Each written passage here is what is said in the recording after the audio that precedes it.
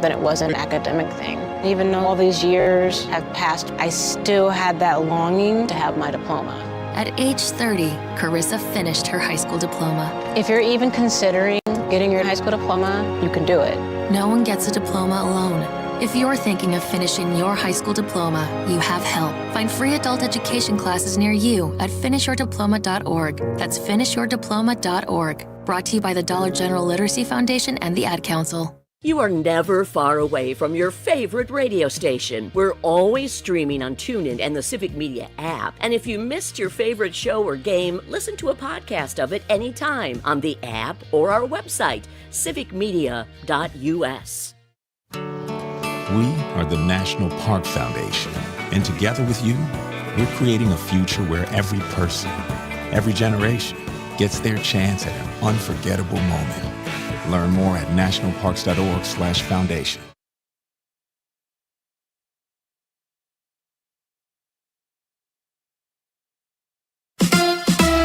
The Packers shut down the Steelers. Hi, I'm Mike Clemens with sports from Pittsburgh, where the Packers beat the Steelers 35-25. Green Bay fell behind 16-7 at the half. Quarterback Jordan Love. When we came in the locker room at halftime, the message was that we just weren't finishing. We weren't executing our plays, and we weren't locked in on doing everybody's 111. So, there's plays to be made, and I think we just weren't executing those, and we weren't able to stay on the field. So, I think the first half went by really fast for us as an offense. We had one scoring drive, and so I think the message was just do your job, lock in, and execute. At one point, Love had completed 20 consecutive passes. Aaron Rodgers on why the Steelers' offense stalled in the second half. Yeah, we had too many penalties, too many negative yardage plays, and then I wasn't accurate enough on third down, and we weren't creating enough space. But we'll look at the film, and we'll get better, and we got a good team coming in next week. NBA, the Bucks with a loss on the road to the Cavaliers, 118-113, despite Giannis with 40 points. With sports, I'm Mike Clemens.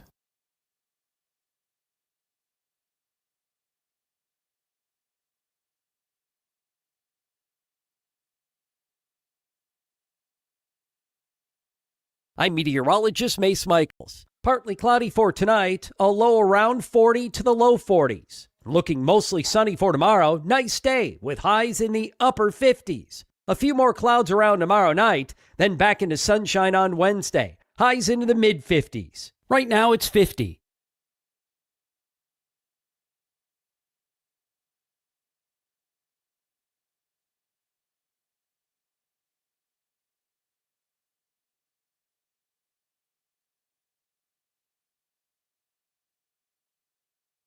Doctors Without Borders is delivering life-saving medical care where it's needed most in communities around the world. From bandaging war-wounded patients in Sudan to providing clean drinking water in Haiti, we're in more than 70 countries worldwide, bringing patients from sick to recovering, from emergency to aid, from crisis to care. This life-saving care is made possible by a global movement of supporters like you. Thank you. Daylight saving time ends this weekend. Don't forget to set your clocks back 1 hour before you go to bed Saturday night. Fall back and enjoy an extra hour of rest.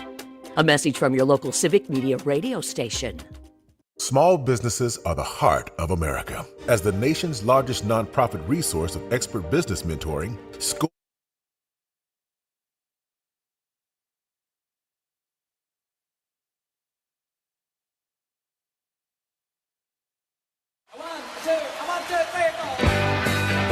Broadcasting live from the Civic Media Studios in Green Bay, this is Nite Lite with Pete Schwaba, your inside source on everything entertainment from Wisconsin to Hollywood. Whatever gets you through the night, it's all right. And now, a guy who always looks ahead, even when parallel parking, Pete Schwaba. Welcome to Nite Lite, ladies and gentlemen. Oh, man, I hope you are ready. Because it is Monday night in the state of Wisconsin, and I am ready to go. I'm very excited. I got a great show for you guys tonight. We are kicking things off. Another gorgeous, gorgeous fall day here in the state of Wisconsin. Absolutely beautiful today. Sunny. A little bit of a nice breeze coming in off the lake. Maybe if we're lucky, Conrad will give us one of his forecasts at some point tonight. It's cold. You think you could rally that? It's cold. Okay. So just think about it, No, it's cold. I'm done. But a gorgeous, gorgeous day and a great weekend. Hopefully you guys are ready to talk some entertainment and movies and TV and music and comedy, maybe a little sports. I know Packer fans are probably revved up. Your guy, Jordan Love, yep. J-Lo, if you will, No. did something neither one of those other two dudes did last night. That was a pretty impressive outing. It was like second half was totally different team. Yeah. They just came out and never looked back. It's like the defense stepped up huge too as well. The guy just plays like, not plays like, obviously he cares. He just looks like, whatever. Let's play some football. He's very calm. It's unbelievable. It's awesome. So, yeah, that was big. And I'm sure Packer, not that you're torn, but Aaron Rodgers had a good run here. He's kind of a weird dude. And I got to say, I don't mind seeing him lose, probably because of years of inflicted pain as a Bears fan. But the guy is like, he wanted that really bad. He said the right things after the game, but oh my God, you could tell he wanted to win that game. Well, it was funny. He said after the game that he'd use a silent count because the Go Pack Go chants were actually really loud in Pittsburgh.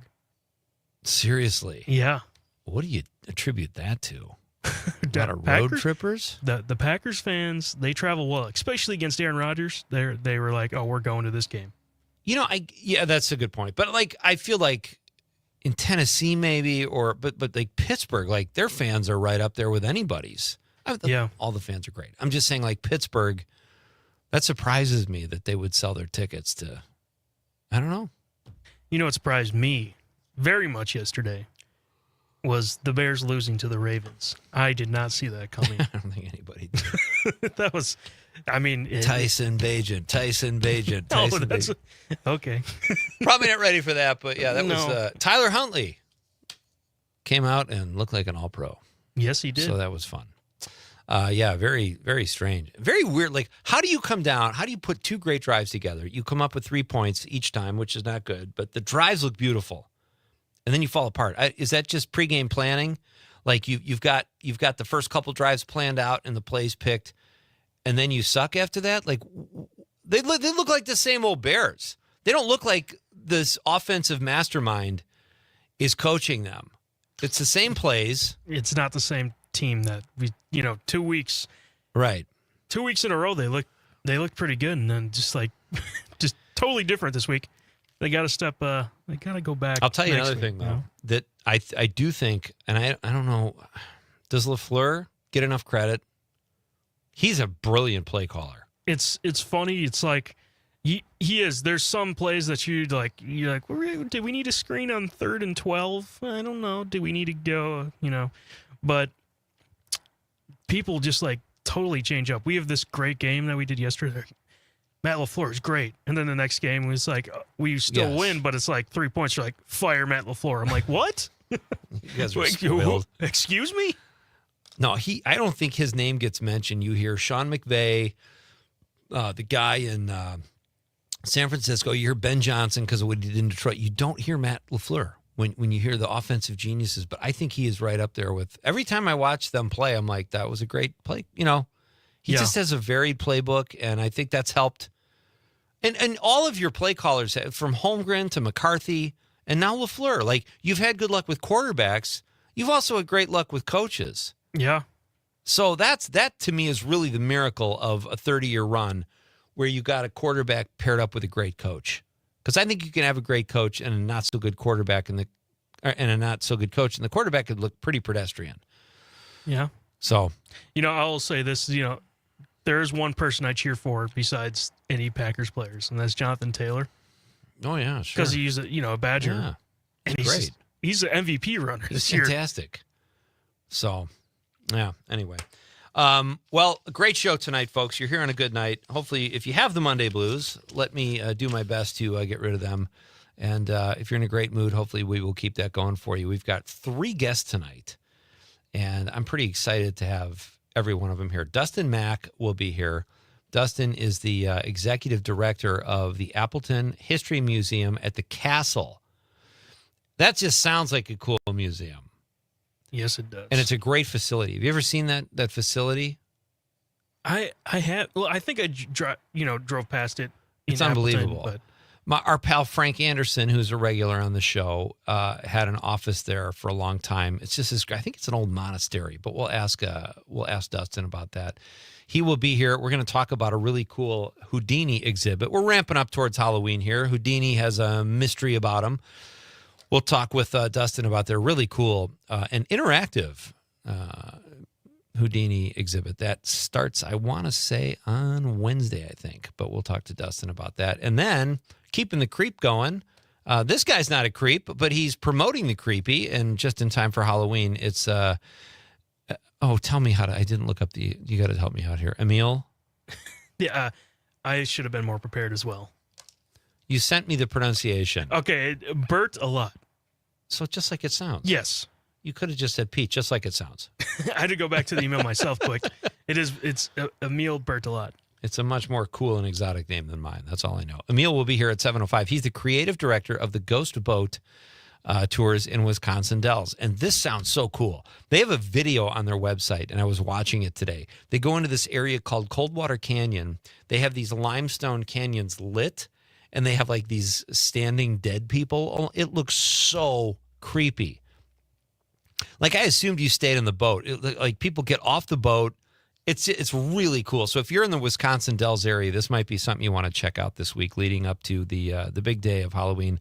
Emil Bertolat will be here at 7:05. And then we've got someone to rock the studio tonight, and it's going to be fun, Con. 7:20, musician, singer-songwriter. Strategic joins me here at 7:20. We'll talk to Strategic. He is a Northeast Wisconsin-based musician, so that'll be fun. That's 3 guests for the price of, well, none. This is free. People don't really pay to listen to this show. So that'll be fun. We've got a great question tonight, and you know what, Con? I think it's time we get to our Nightlight question of the night. Let's talk about the question. Okay, question. Question. Question. Pregunta. Question. Question. Okay, I have a question. Questions? This question. Domanda. Question. Questions. Who is an actor or actress you think should be more well-known? There's a lot of them out there, like people that just have these great movies. And what made me think of this question was the actor Cary Elwes, who was in The Princess Bride. He played the prince opposite Robin Wright Penn at the time, and he was the guy that kept saying, "As you wish." And he was great. He was great in that role. Handsome guy, gets comedy. And I always thought, man, he just had a good career, but I always thought he would be like an A-list star. So it got me thinking, who is an actor or actress you think should be more well-known? 855-752-4842, 855-75-CIVIC, or you can drop us a comment on the app or a stream comment if you're watching the radio at YouTube, Facebook, or X, Twitter. Let us know. Give us a like or a follow if you're so inclined while you're there on any of our social media platforms, and let us know who you think should be a more famous, well-known, however you want to say it, actor or actress. There's a lot of them out there. And I'm going to say William Peterson. He's a guy who I said Cary Elwes, he kind of inspired the question, but William Peterson, and you guys probably know him from the CSI series. He was like the lead forensic guy, and he was good. But in the movie To Live and Die in L.A. and Manhunter, he is spectacular. He's intense. He's like this. He's just so charismatic. And not over the top, just a really solid actor. Grew up in the Chicago area, became a Chicago theater actor, co-founded the Remains Theater Company, and he's great. So I say William Peterson. Question inspired by Cary Elwes. Who do you say, Con? I said Dylan O'Brien. Who is that? I know that actor, but I can't place his face. He has some great roles. Okay. He was the main person in the Maze Runner series. Okay. I don't know if you've ever seen that. I feel like they're movies, right? Yeah. I feel like I saw the first one. Yeah, but they're based off books. But the Maze Runner series is fantastic. But he was also in Love and Monsters, which is a fantastic film. He just actually, I think he should be, he does a really good job in them. I feel like he should be in some bigger roles, if I should say. And he has a new one with, what's her name? Oh, no, it's directed by Sam Raimi, and it's called Send Help, and it looks fantastic. Okay, Dylan O'Brien, I got news for you, buddy. He's like 151 on the IMDb Pro star meter. Oh, really? He's big. Well, I mean, but he has a brand new film that could be, Send Help. Yeah, he plays Bradley Preston. That's I believe it's a Sam Raimi film. Sam Raimi. All right, the trailer looks crazy. It looks. Definitely going to see this in theaters. When does this open? I believe next year. Oh, January. That seems like a good Halloween movie. Yeah, he's arrived, but I agree he's not a household name. Like I had to look him up. Exactly. But he's got a lot of stuff coming out, and sometimes the star meter on IMDb Pro kind of predicts that in a way. Like he might not be the biggest star right now, but your guy might be on his way there. I do believe that his films that he's been in, he's fantastic in them. That's why I chose him. He's got a cool name too. Yeah, Dylan O'Brien. That's the name Jerry Seinfeld wanted when he and George stole the limo, and they found out that he was like Dylan O'Brien was like a white supremacist who was supposed to give a speech at Madison Square Garden, and the two thugs in the limo with him think they're them, but they're not. Obviously, they're Jerry and George. So, all right. So let us know what your response is. Who should be a more well-known actor or actress in your opinion? Lots of fun stuff. I saw this great list. Let's get to the list after the break. I will say, here's what bugs me. Commercials in general are driving me crazy. But did you see the Jonas Brothers concert the other night? No. It was interrupted by the World Series. But this is like the Bill Burr joke, how they take a moment to stand up to cancer. It was like a 15-minute break in the middle of the game. I didn't know they did that. Was that a first? You're not watching the World Series. I'm not. Basketball just came back. Co-host of Make the Call. Don't you have to stay up on all this stuff? Well, Wisconsin sports aren't in it anymore, so I'm keeping up with the Bucks and the Packers. Yeah, whatever.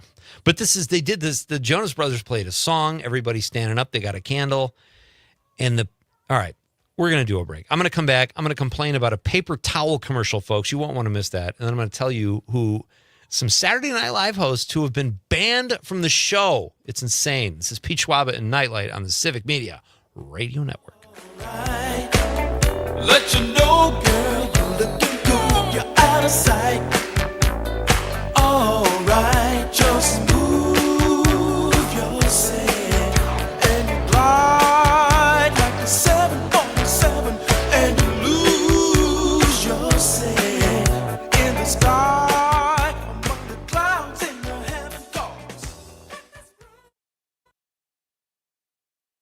97.9 WGBW and WGBW.FM.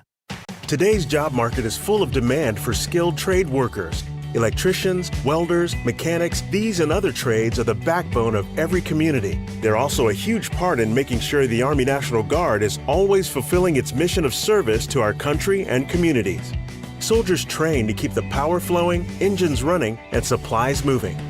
The skilled trades these soldiers perform are the same ones needed in today's civilian workforce. Army National Guard soldiers are on the fast track to learning skills that can set them up for success at home with companies looking to hire the best. With options from plumber to helicopter mechanic and everything in between, soldiers are able to select the trades that best fit their lives. Their resumes are being built through their paid training and part-time service. Find out how you too can learn a trade profession and serve your community and country by visiting NationalGuard.com. Sponsored by the Wisconsin Army National Guard. Aired by the Wisconsin Broadcasters Association and this station. Hey, it's Amanda, and we all know that Northeast Wisconsin has some of the best events around, but trying to find them all can be tricky. So here at WGBW, we decided to do the work for you. Prevent boredom on any night by going to WGBW.FM and click events in the top right corner. You'll never have to spend forever scrolling to find out what's going on in your area. And if you got an event to share, hit us up by emailing info@WGBW.FM, bringing you local news and timeless hits while giving you the 411 on what's happening in New Wisco. Not completing high school is more of a social thing than it was an academic thing. Even though all these years have passed, I still had that longing to have my diploma. At age 30, Carissa finished her high school diploma. If you're even considering getting your high school diploma, you can do it. No one gets a diploma alone. If you're thinking of finishing your high school diploma, you have help. Find free adult education classes near you at finishyourdiploma.org. That's finishyourdiploma.org. Brought to you by the Dollar General Literacy Foundation and the Ad Council. Missed your favorite show live on air? It's easy to find what you enjoy wherever you listen to podcasts, including Spotify, Apple, and Google Podcasts. And we're always streaming on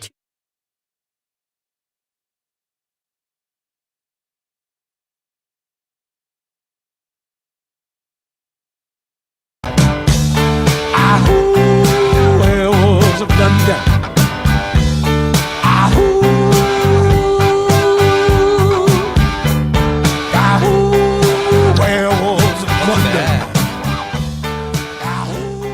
Just getting in the mood here for Halloween tonight here at Nite Lite on a Monday. Great to have you with me. I'm Pete Schwaba, and the question of the night is: who do you think who should be a bigger star, actress or actor, or more famous or more respected, however you want to approach it?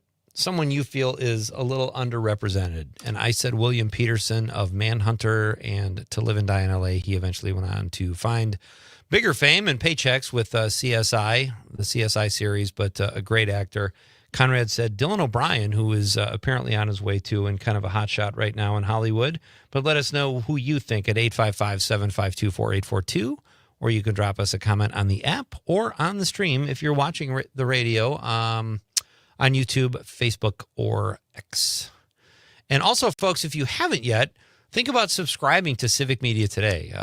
Civic Media recently launched a brand new, that is, daily email newsletter on Substack. It will connect you to all of the terrific content we have here at Civic Media across the network.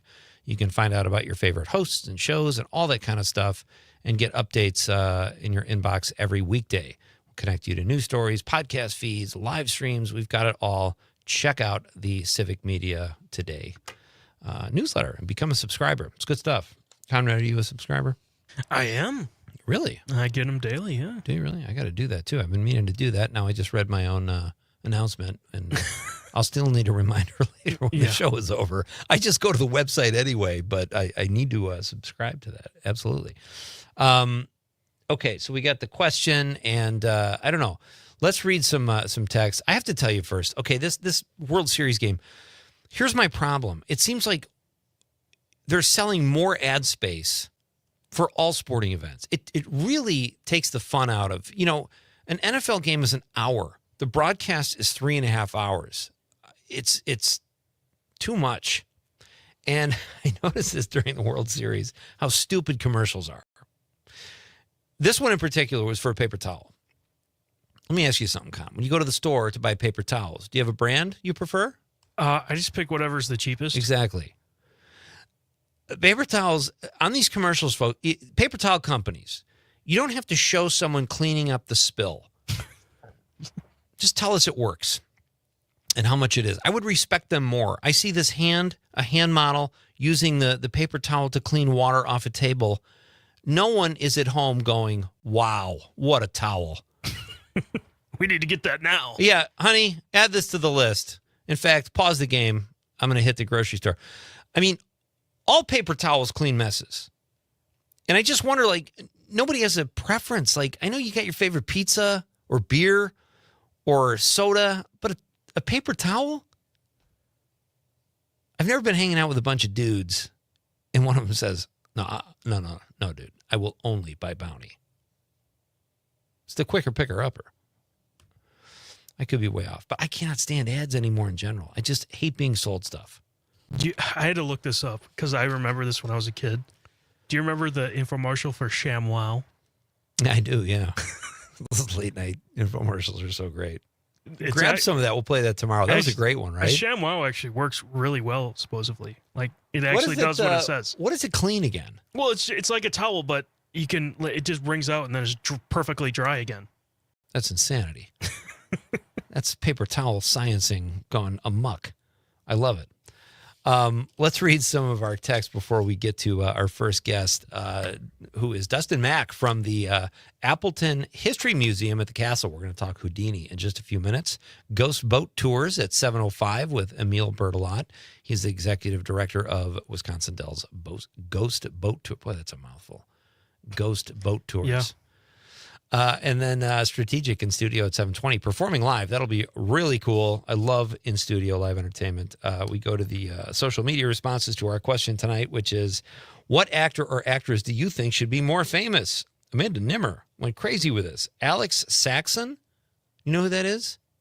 You know, I looked these up before and I already forgot their faces. Yeah. Penn Badgley and Luke Cook. We could probably figure this out if we know Amanda's pattern for TV watching. Penn Badgley? Mm-hmm. That one sounds really familiar. That's a cool name. That's why I never made it as a famous actor. Pete Schwaba.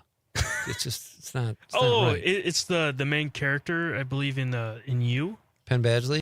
Yeah. Oh, I didn't know Amanda was a You fan. Tim Baker says Bob. Well done, Tim. Exactly. He does deserve a lot more respect. Our pal Ezekiel Drews, filmmaker, Milwaukee-based filmmaker, says Dan Davies. These guys, I will say, these guys promote each other. All these East Coast Wisconsin filmmakers. You got Dan Davies, Craig Knitt, J.B. Thompson, guy behind the guy, Ezekiel. They support each other. It's a nice, tight network. Dan Davies responds saying, I am wildly famous in West Africa, primarily Nigeria and Ghana, and parts of Europe. But in America, only 9 bartenders and my garbage man, a.k.a. sanitation engineer, know who the hell I am. I mean, I don't know. There's 2 radio guys who know who you are. We know who you are, Dan. Maybe you move. Maybe go over there. Dan can't even go to the bathroom in Africa, and, you know, that's where your fan base is. I think Dan's got quite a few fans here, too. But Ezekiel says, Dan Davies, you could always be more famous, clarifying. So there you go.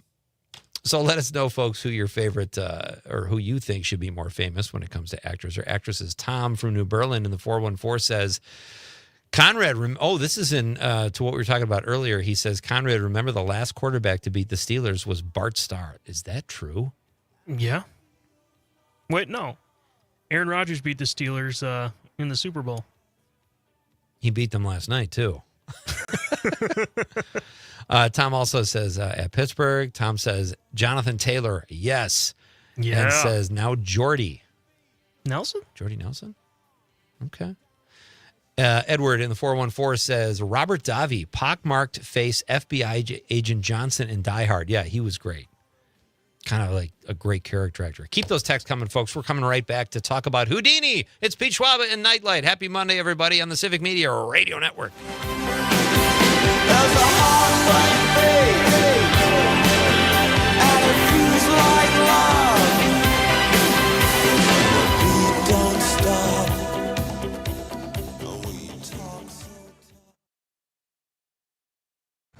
From Denmark to De Pere, this is 97.9 WGBW.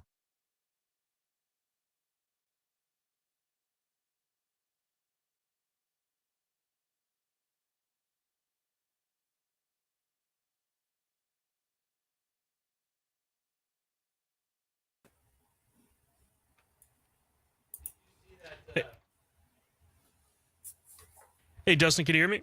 Yeah, I can. How's it going? Yeah, I just wanted to check your audio before we go live in about 4 minutes now. Sure. How do I sound? Yeah, sounds good. Just checking your levels here. All right, yeah, I think we should be good. Yeah, we'll be back in about 4 minutes, all right? All right, sounds like a plan. Thanks. Thank you.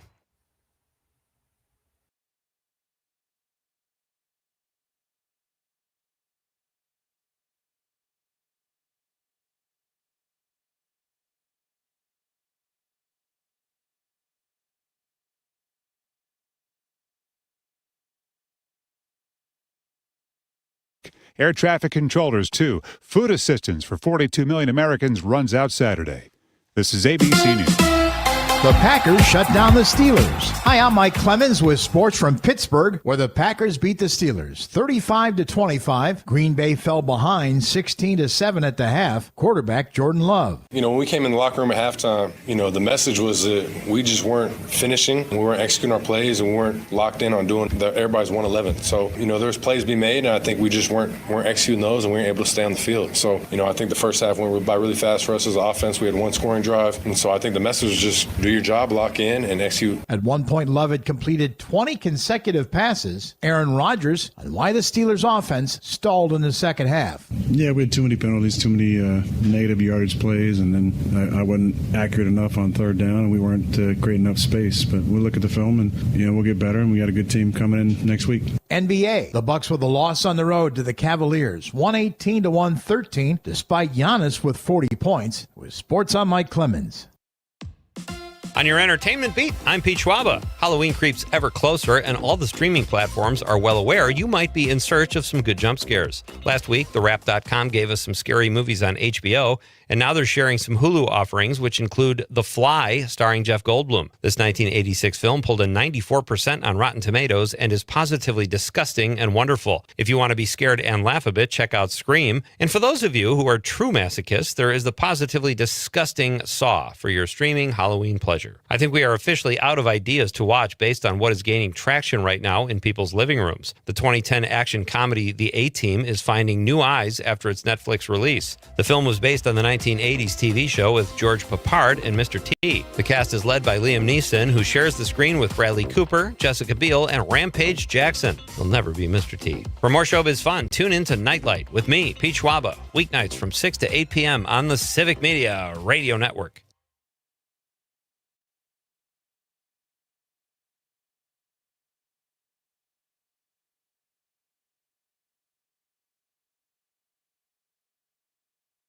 I'm meteorologist Mace Michaels. Partly cloudy for tonight, a low around 40 to the low 40s. Looking mostly sunny for tomorrow, nice day with highs in the upper 50s. A few more clouds around tomorrow night, then back into sunshine on Wednesday. Highs into the mid-50s. It's 46 right now. Doctors Without Borders is delivering life-saving medical care where it's needed most in communities around the world. From bandaging war-wounded patients in Sudan to providing clean drinking water in Haiti, we're in more than 70 countries worldwide, bringing patients from sick to recovering, from emergency to aid, from crisis to care. This life-saving care is made possible by a global movement of supporters like you. Thank you. Good news! You get an extra hour this weekend. Daylight saving time ends, so remember to turn your clocks back 1 hour before you go to bed Saturday night. Fall back, sleep in, and start your Sunday refreshed. A message from your local Civic Media radio station. Teachers are diverse, skilled leaders, innovating to prepare students for our fast-changing world. Teaching shapes lives. Are you ready? Explore teaching at teach.org, supported by the U.S. Department of Education and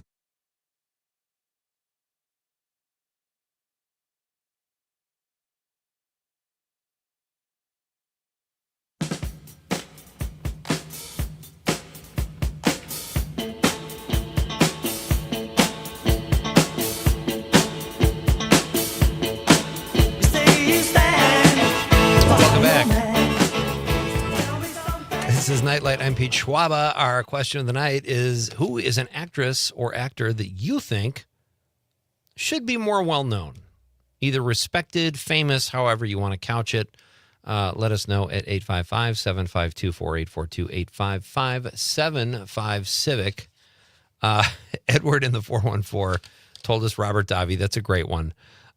Brett in Brown Deer says Aubrey Plaza. She plays a great psycho chick. Check out the movie Honey Don't. Great lesbian action, too. Maybe that should be a question one night, Con. Just, what's a movie with great lesbian action? If Brett wrote the questions, I think that's what it'd be. Aubrey Plaza is good, but I think she's kind of around where she should be fame-wise. She was great in White Lotus. Was she in Parks and Rec? Yes, she was. Yeah. She's very good. That's a great answer, Brett, with or without the lesbian stuff.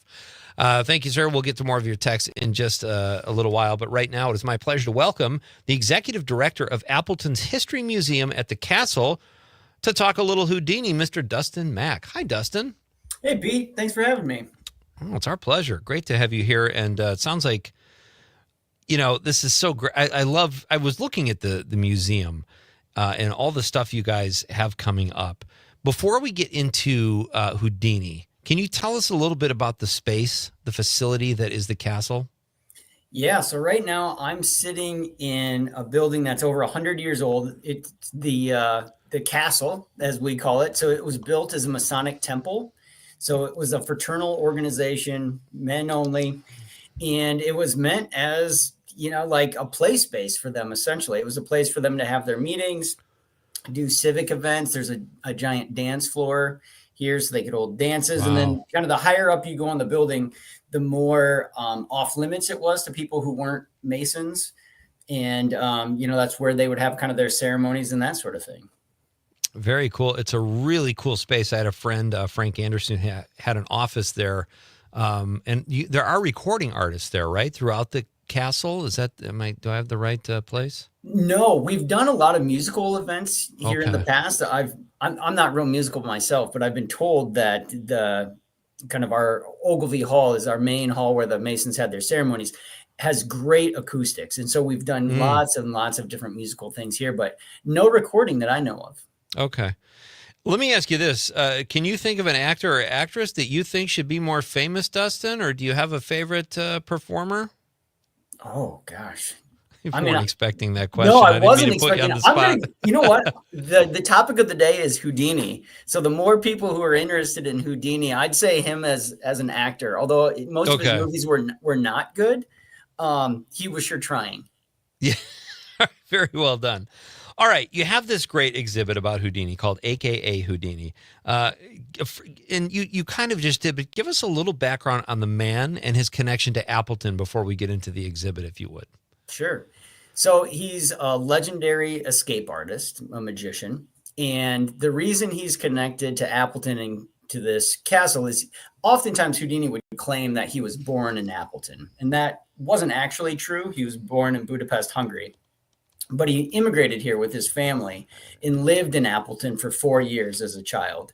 And so he had some like really core memories here and was really comfortable. His family lived a very middle class lifestyle. Yeah.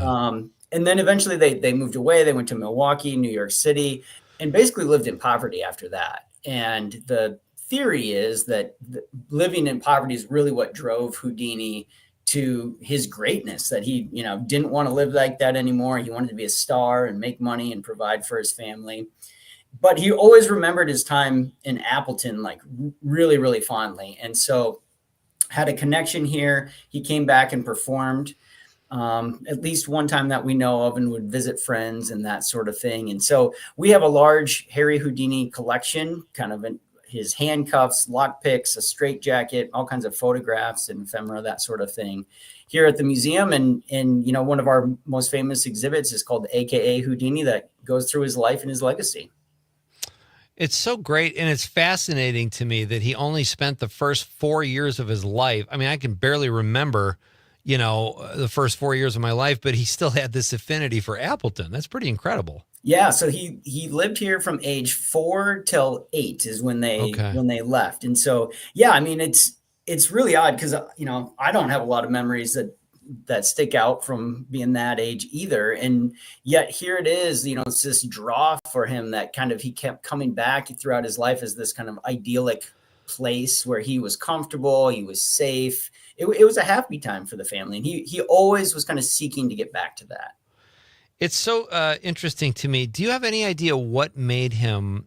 I mean, he's called a magician, but mostly he's known for his escape artist ability, right? Do you have any idea what drove him? Like you mentioned the poverty, but where his fascination with escaping handcuffs or being dropped underwater in a vest, how that happened? So there's some local lure here in Appleton that there was a swimming hole just kind of off of College Avenue, which is, Main Street here in town, in the Fox River, that they were swimming one day and that he nearly drowned in that and was kind of, at the last minute pulled out and lived.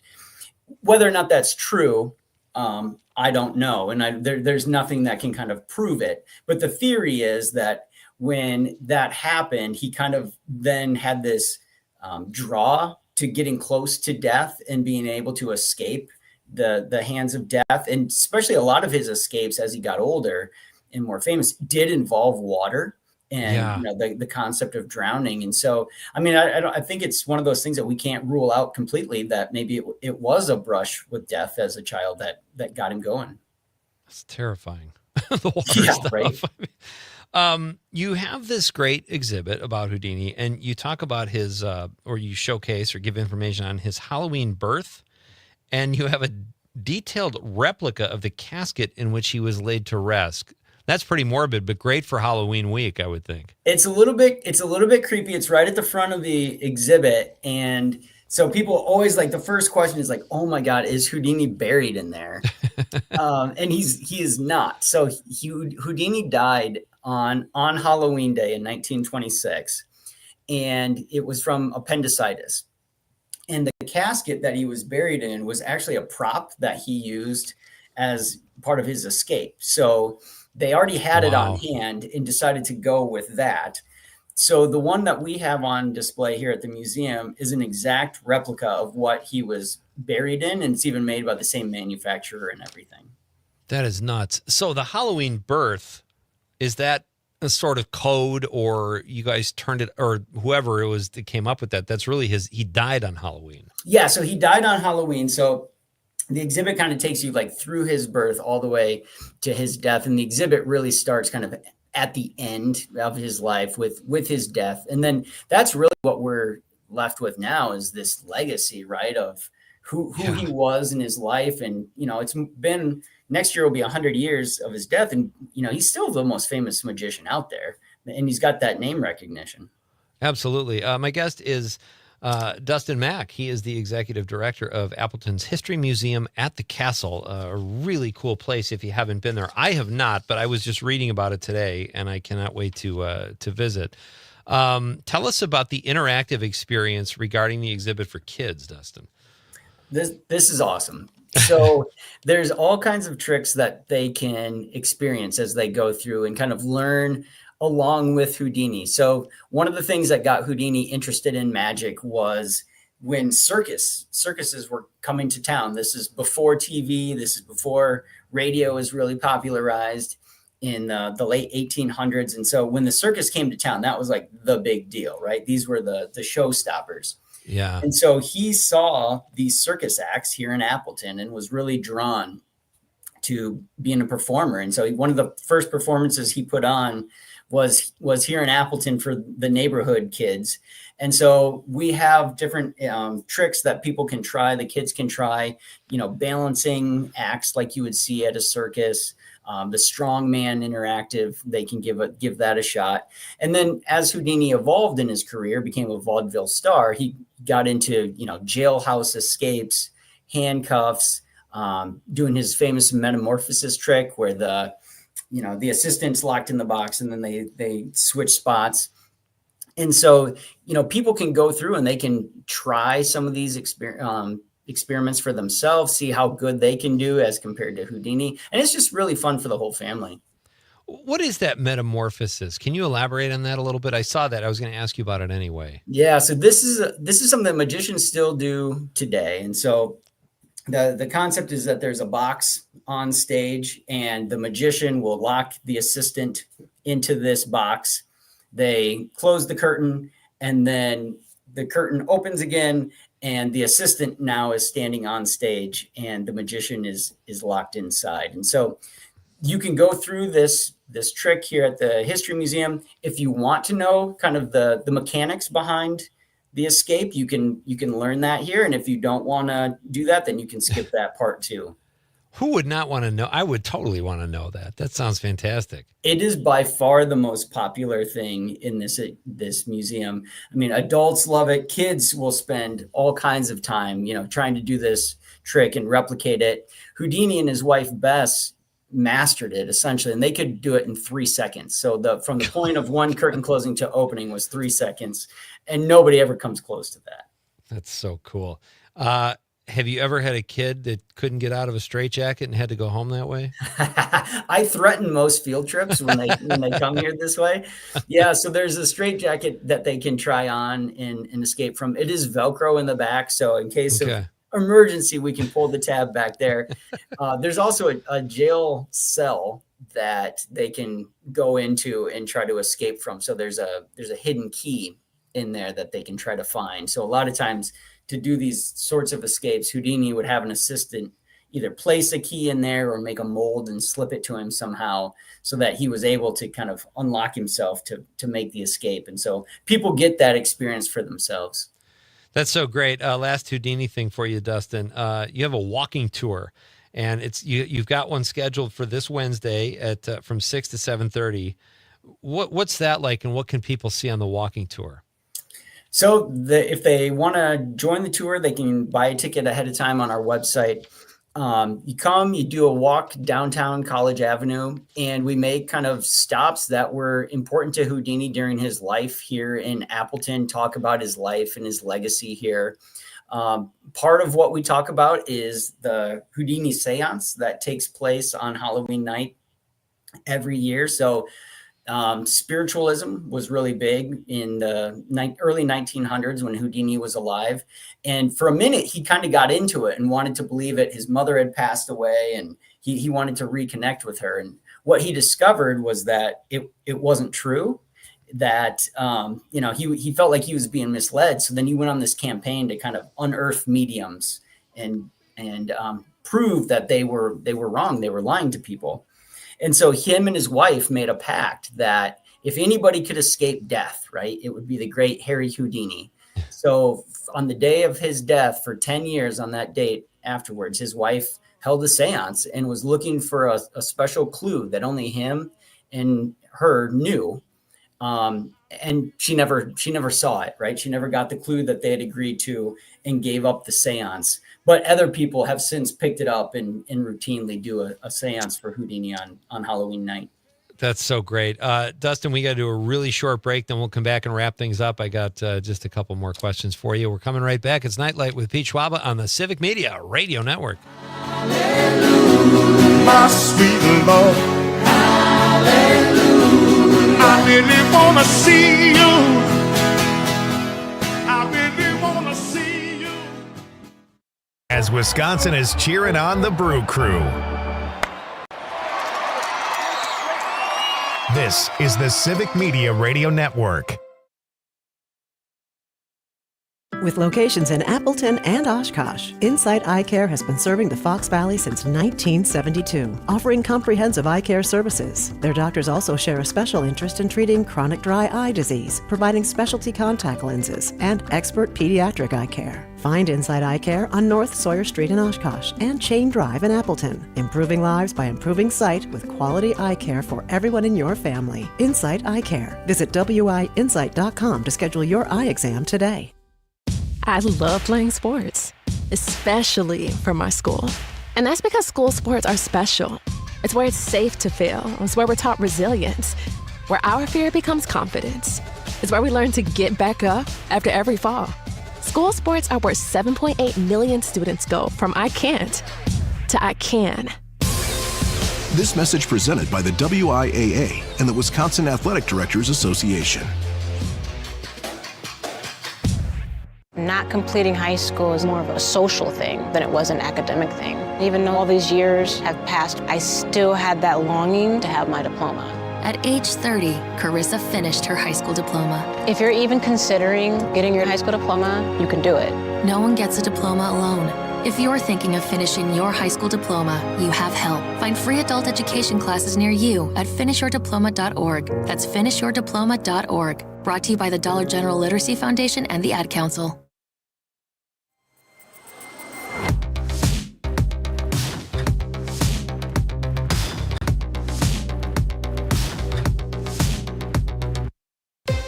Civic Media.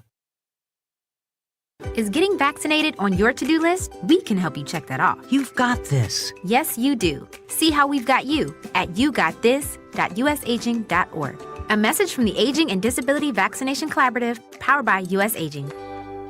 You are never far away from your favorite radio station. We're always streaming on TuneIn and the Civic Media app. And if you missed your favorite show or game, listen to a podcast of it anytime on the app or our website, civicmedia.us. Doctors Without Borders is delivering life-saving medical care where it's needed most in communities around the world. From bandaging war-wounded patients in Sudan to providing clean drinking water in Haiti, we're in more than 70 countries worldwide, bringing patients from sick to recovering, from emergency to aid, from crisis to care. This life-saving care is made possible by a global movement of supporters like you. Thank you. This weekend, we all fall back.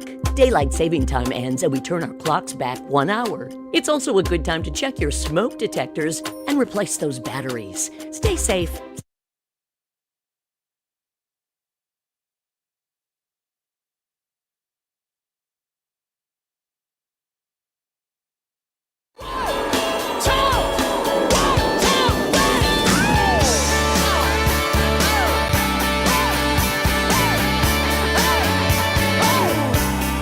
Welcome back. I'm Pete Schwaba. This is Nite Lite. Our question of the night is, name an actor or actress you think should be more famous. Kelly Peterson, Janasiewicz, I think I'm saying that right. Kelly's been on the show before, and I can't even remember how to pronounce her last name. She says Eleanor Donahue, but she is my grandma. Okay, that's a good one, Kelly. Thank you. We have just a couple more minutes left here with our guest from the Appleton History Museum at the Castle, Mr. Dustin Mack. He's the executive director there. Dustin, I didn't want to let you go without telling us you've got a couple more big exhibits that just sound so great and so Halloween. You have the Appleton Asylum, and I saw another thing. This may have passed. I don't know if it's a yearly thing or not. Spiritualists and Hauntings. Yeah, so those are both a series of walking tours that we do every time kind of in the fall.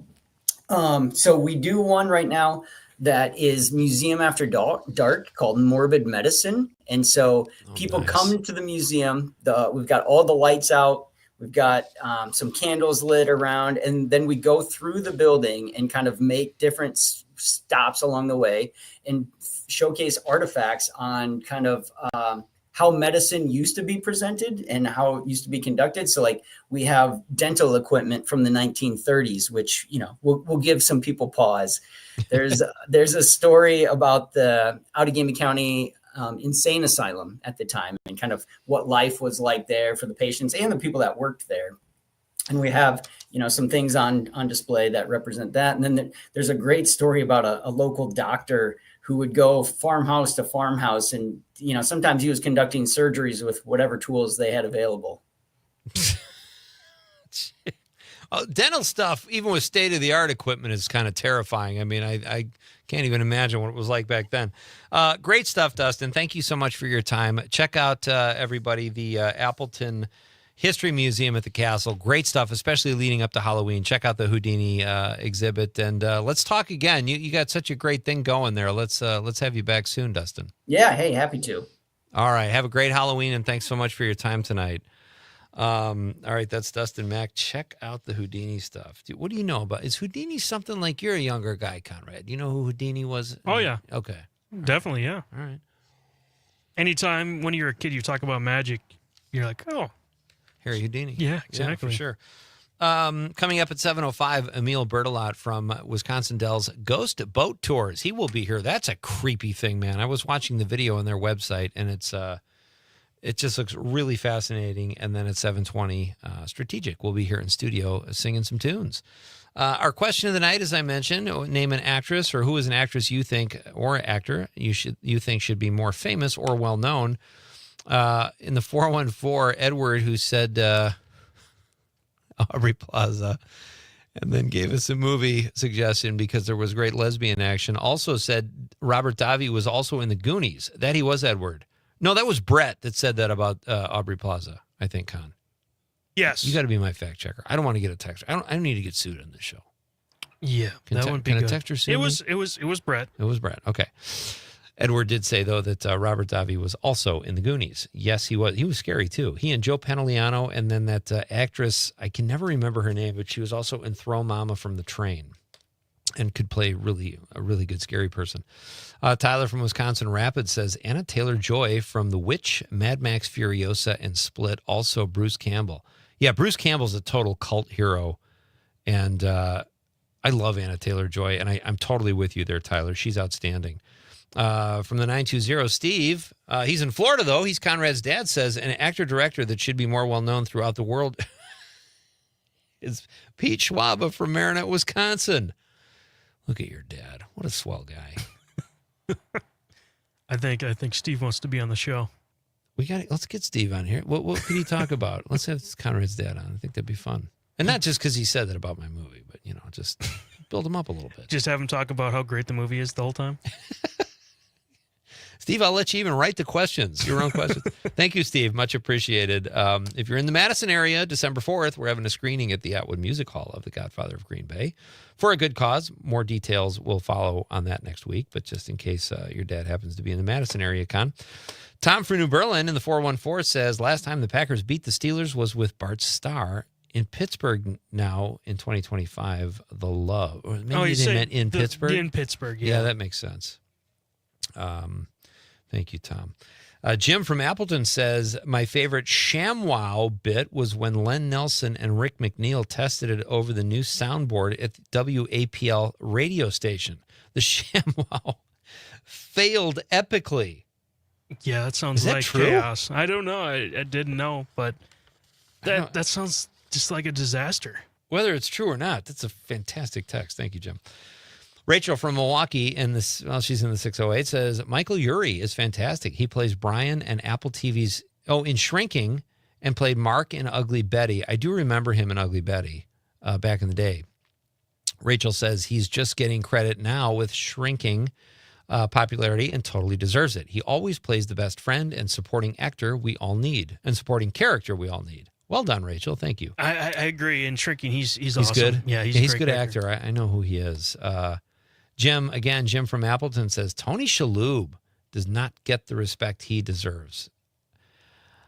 I don't know if he's as famous as he should be. I think Tony Shalhoub, though, and I'm not trying to argue with you, Jim, he's a really respected actor. I think people love Tony Shalhoub inside the business and out. But I agree, he could definitely be more famous. I'm trying to get him on the show. I've reached out to his people. Yeah, he's just like now gonna that Pete Schwaba. Yeah. What does he think I am, a couch potato? Tom from New Berlin in the 414 says, plus a street thing. What, you think you're Houdini? I never heard that. That's great, Tom. Great stuff. How are we doing on time, Con? My screen just went dead again. Well, we got 20 seconds. 20 seconds? That's insanity. All right, we're coming back after the news for Act 2. It's going to be fun, folks. We're going to talk ghost boat tours in the Wisconsin Dells. It's Pete Schwaba and Nite Lite and the Civic Media Radio Network.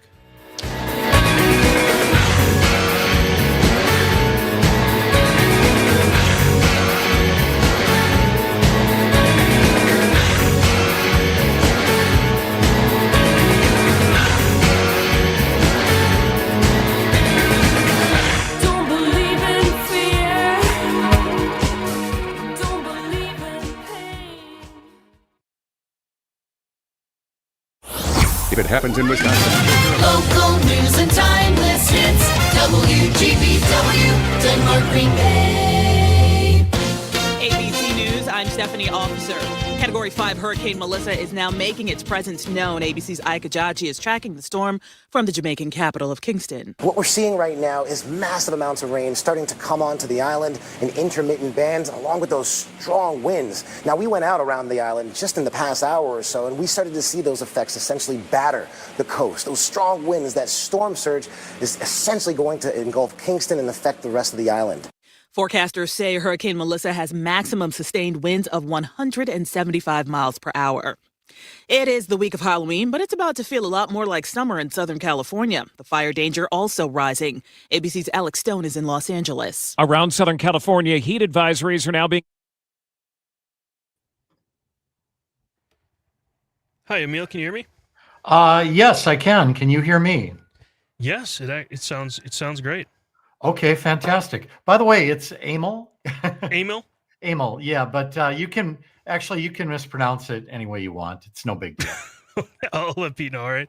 Okay, so for this, I don't have to hit anything else. Like I don't, nope. Right? Okay, because I'm not going to touch my computer at all. Yes, I can. I handle all the stuff behind the scenes, so you're good. Okay, that sounds great. Yeah, we'll be back in about 5 minutes, all right? Sounds good. I'll be here. All right, thank you.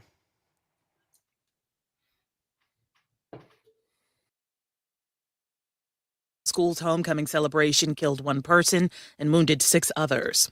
Rescuers in New Hampshire saved over 20 ill-prepared hikers from Mount Washington over the weekend after they became trapped in full winter conditions. Many of the rescued were showing the beginning signs of hypothermia due to a poor choice of clothing, including non-waterproof layers and sneakers. Stephanie Officer, ABC News.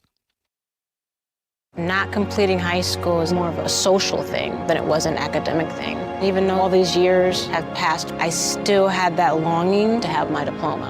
At age 30, Carissa finished her high school diploma. If you're even considering getting your high school diploma, you can do it. No one gets a diploma alone. If you're thinking of finishing your high school diploma, you have help. Find free adult education classes near you at finishyourdiploma.org. That's finishyourdiploma.org. Brought to you by the Dollar General Literacy Foundation and the Ad Council. Missed your favorite show live on air? It's easy to find what you enjoy wherever you listen to podcasts, including Spotify, Apple, and Google Podcasts. And we're always streaming on TuneIn and the Civic Media app. Every 15 seconds, someone is diagnosed with cancer. If it's happened to you or someone you love, the American Cancer Society can help at every step of the journey. Visit cancer.org today.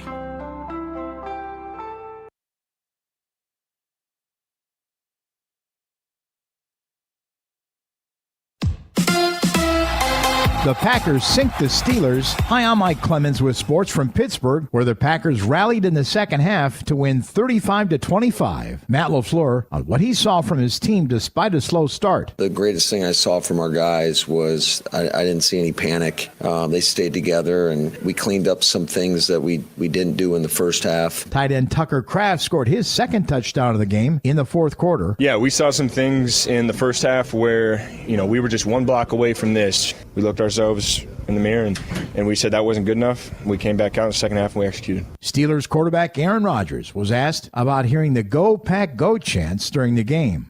I've heard that chant for 18 years, so Packer fans travel really well. First time in a while I've used silent count for a home game. That's a credit to those Packer fans. At Steelers quarterback Aaron Rodgers with Sports on Mike Clemens.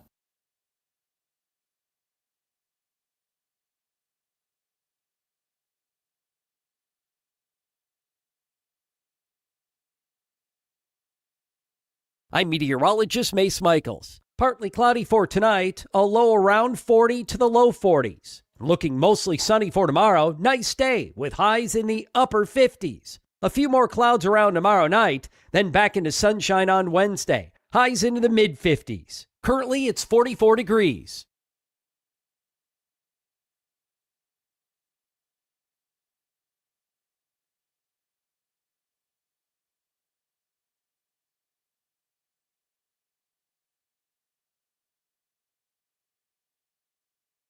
Doctors Without Borders is delivering life-saving medical care where it's needed most in communities around the world. From bandaging war-wounded patients in Sudan to providing clean drinking water in Haiti, we're in more than 70 countries worldwide, bringing patients from sick to recovering, from emergency to aid, from crisis to care. This life-saving care is made possible by a global movement of supporters like you. Thank you. Daylight saving time ends this weekend. Turn your clocks back 1 hour and take the extra time to replace the batteries in your smoke detectors, too. A message from your local Civic Media radio station. The Elder Care Locator is here to help you live your best life as you age at home. Our call center advisors are ready to connect you with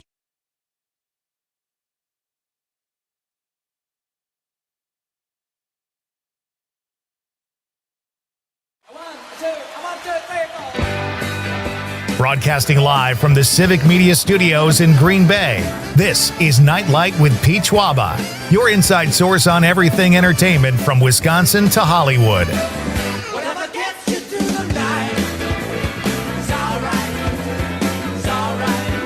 And now, a guy whose house has an actual wiggle room, Pete Schwaba. Welcome back. This is Nite Lite. It is so great to have you with me on this Monday, folks. We labored through a gorgeous weekend just to get to Monday night so we could talk about movies and music and comedy and just whatever. What else, Conrad? TV, color television. Events, great Halloween stuff happening around the state. If you missed hour number one, we had a great talk with Dustin Mack from the Appleton History Museum at the Castle for their Houdini exhibit that's happening right now. We talked about paper towel ads. ShamWow. You don't need to show a paper towel wiping up a spill. We know what paper towels do. No one's at home going, what a towel. Road trip to the local Piggly Wiggly. We've got coming up at 7:20, Strategic will be here in the studio. He is a local singer-songwriter who's going to perform for us tonight. We'll get to know him a little bit better. This will be his first trip into the Nite Lite studio.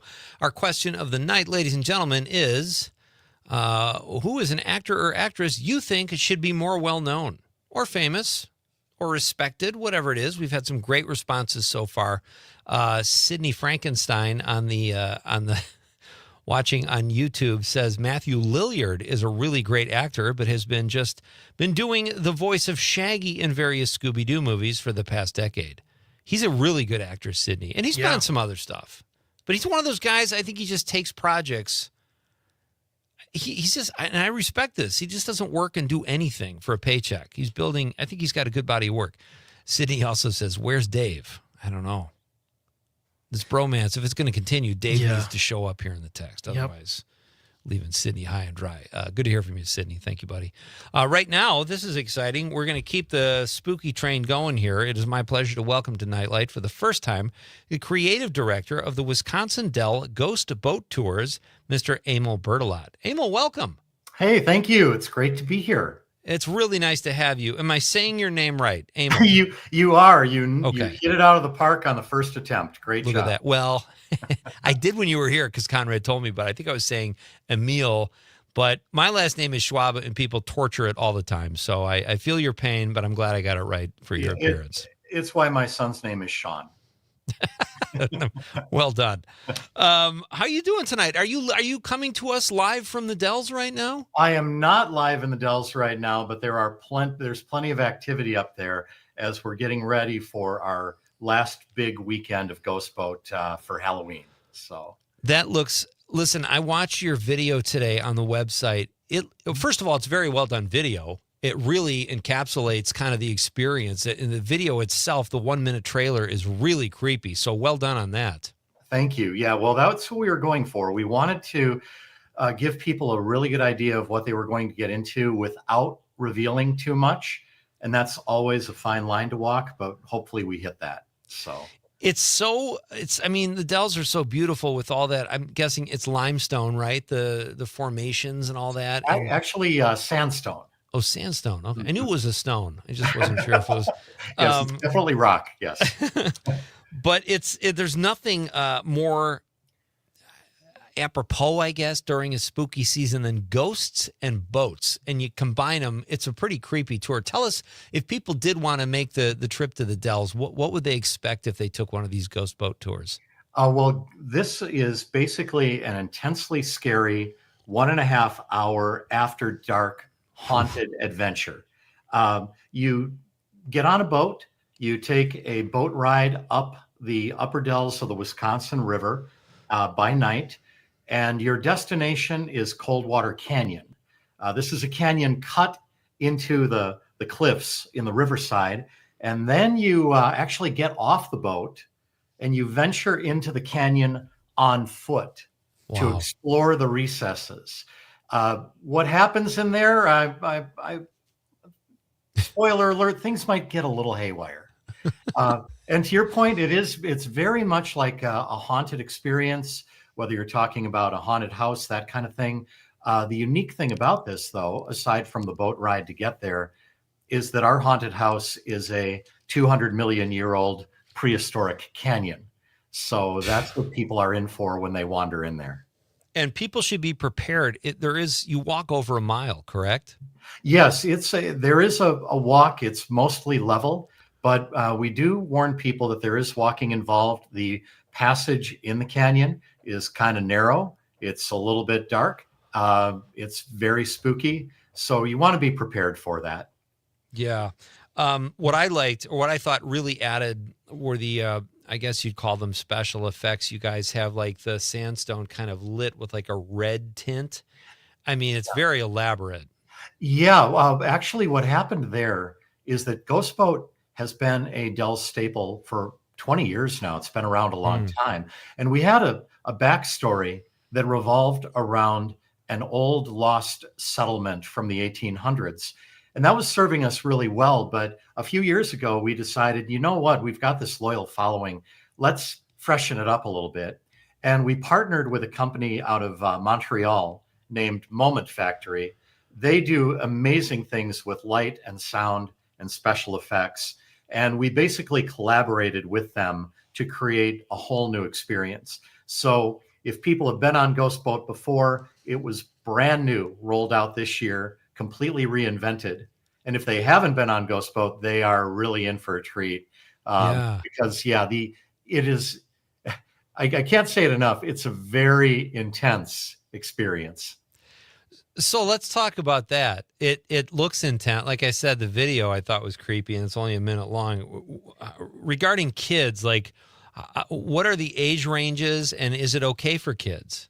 It is okay for kids, but we have plenty of warnings, and you can visit those on our website, dellsghostboat.com. We have a list of warnings. What we say is that we do allow kids on board, but it's not really recommended for kids 10 and under. It's always going to be a judgment call as a parent to say, okay, my child can handle this. They've seen worse things on TV. But if for the younger, more sensitive audience, people really want to be cautious about going in here. What do you do, like, if there's a kid that flips out, or an adult for that matter, that says, I don't want any part of this anymore? Well, we do have that has happened. And we do have safety procedures for it. We have staff, whether they are our live actors who are actually in there, or whether they are managers who are accompanying each group. We'll help you out. We will escort you. We'll make sure that none of the monsters inside carry you off. So we've not lost anyone yet on Ghost Boat to a monster. Very so proud. what I'm hearing is no one has ever just dropped dead of a heart attack on site. No, Okay. that would definitely put a damper on the experience. And no, shut it down. No, this is very scary, but it is also very, very fun and memorable, and we want to keep it that way. So how long to get to Coldwater Canyon? How long are you on the boat to get there? The boat ride takes anywhere from about 12 to 18 or so minutes. Oh, okay. It's really a nice ride. The new story, the new premise that we're going with is that Coldwater Canyon, and this is true, it used to be one of the 3 shore landings on the Upper Dells boat tour. But Coldwater Canyon was closed in 1950 under mysterious circumstances. But no one understands really why it was closed. The people back there aren't around anymore. And enough time has passed where Dells Boat Tours decided, yes, we're going to open this canyon back up again. It used to be popular way back when. We're sure it'll be popular again. So when people get on the Ghost Boat, they are they're going to be among the first to go back to see this shore landing. So on the way upriver, they will hear a little bit of a boat tour. Again, a little bit of spoiler there. Something might go a little bit haywire on that portion. So they'll be primed for the experience to come when they land at the canyon. That's so great. My guest is Emil Bertolot. He is the creative director. Correct? Creative director, yes. Creative director of the Wisconsin Dells Ghost Boat Tours. They sound really cool. How did you end up with this gig? You gotta love this. Well, I was a creative advertising consultant for Dells Boat Tours for a long time, and it was really a joy to work with the team there. What happened is they did have this shore landing that they was not being utilized. And the owner said, I really think the Dells could use an after dark attraction, maybe something scary, and something that would utilize this shore landing in a creative way. And at that point, I'd only been doing advertising concepts, but he said, do you think you could help design an attraction? And I said, sure, I can do that. So we dove in. How fun. Yeah, we had a great time. I say we were like Disney Imagineers on a budget. And we had a wonderful time. And that's what Ghost Boat began as a Halloween attraction. And the first year was so successful, it became a summer-long attraction. And now it's kind of neat because it'll run every night from Memorial Day through Labor Day. In the fall, we cut that back to extended weekends. Like this week, it's Thursday, Friday, and Saturday nights. And I think it's great to end on Halloween because it brings the attraction back to its original roots. Yeah. So that's interesting. Do people like make a weekend of it or a night of it? Do they stay at like the resorts to do this, or is this a day trip typically? Well, it can be either one, really. Okay. Because it's an easy day trip.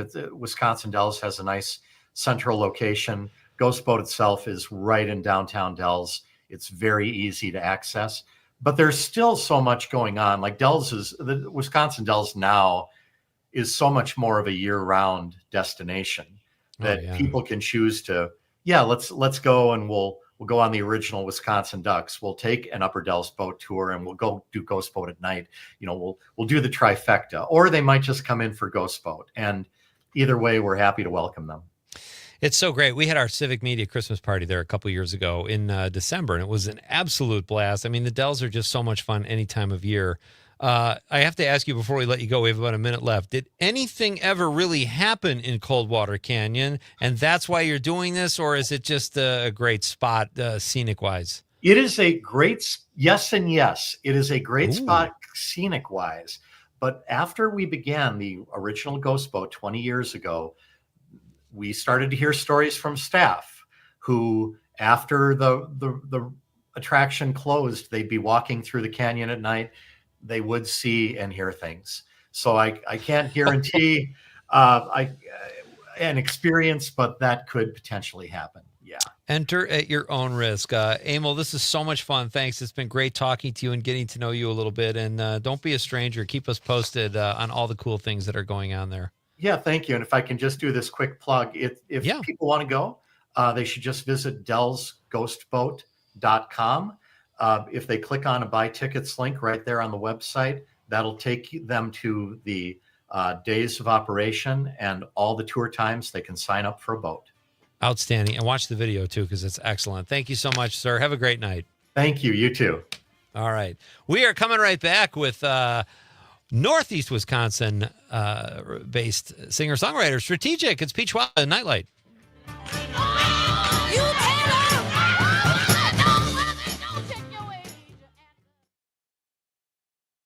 From Hobart to Bay Settlement, 97.9 WGBW.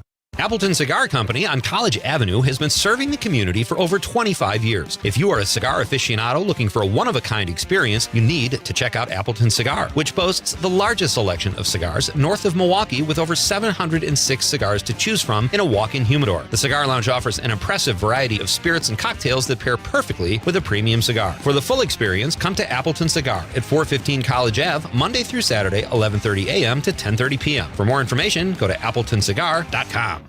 Windows for a Cause is back. It's Amanda with another new Wisco 411, letting you know that on October 28th at the new Trout Museum of Art in downtown Appleton, you can help support Make-A-Wish Wisconsin with Windows for a Cause. See, artists have turned these old windows into one-of-a-kind art pieces, which will be auctioned off on the 28th, with 100% of the proceeds going toward granting a child's wish locally. Head to WGBW.FM and click events.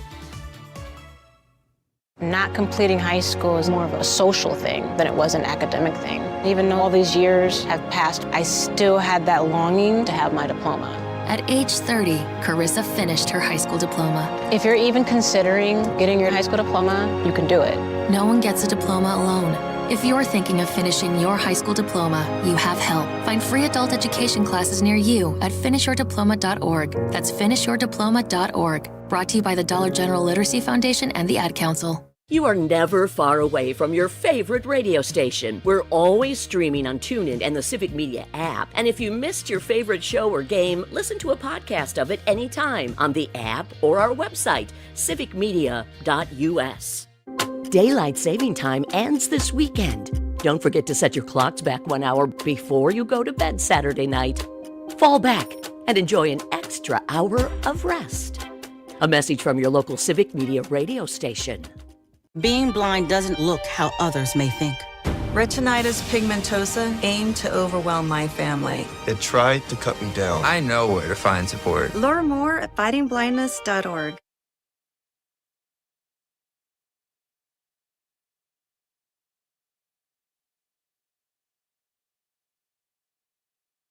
Yeah, all night long. Nobody don't dance on the edge of the dark. We've got the radio on, and it feels like love. Welcome back. I'm Pete Schwaba. This is Nite Lite. We are broadcasting statewide on the Civic Media Radio Network from our Nite Lite studios in beautiful downtown Green Bay tonight. Our question of the night, you still have time to be part of the fun if you like, is who is an actor or actress that you feel should be more well-known, respected, famous, whatever. You can answer the question however you like, and we've gotten some great responses so far. So keep them coming, and we will read those texts on the radio. Right now, it is my pleasure to welcome to Nite Lite for the first time Northeast Wisconsin-based singer-songwriter right here into the studio, which is cool. Strategic is here. Hey, buddy. Hello. Thank you for having me. So we had this back and forth over email, and I kept calling you Brandon. And It's fine. You were like, I go by Strategic. I thought that was like, I think there's a strategic branding company or something. I was like, I know, but what's your name? And you kept saying Yeah. I was like, oh, that's what he goes by. Okay. Yes. So I'm glad we got that worked out. It is great to have you here. How you doing tonight? I'm doing all right. I'm doing all right. It's You seem a little melancholy. Getting a little cold out Okay. there. Fingers are hopefully ready to go for that song later. Well, let's let you warm up. We'll take a few minutes here and figure this out before we make you play anything. Sounds good. So tell us about, okay, I was reading about you. You were part of a band in college, and either that disbanded or something, and then you started Strategic. Yes. Does that sound right? That Tell is us how correct. this persona. You did your homework and your research. You know, it's I was a solid C student, so I do what I can. Same. Yeah, so was in a rock band in college, and we all graduated and kind of went our separate ways, so just decided to go solo after that. Nice. So where'd you go to school? UW Milwaukee. Nice. Okay. Yeah, so we played around there quite a bit. Yeah.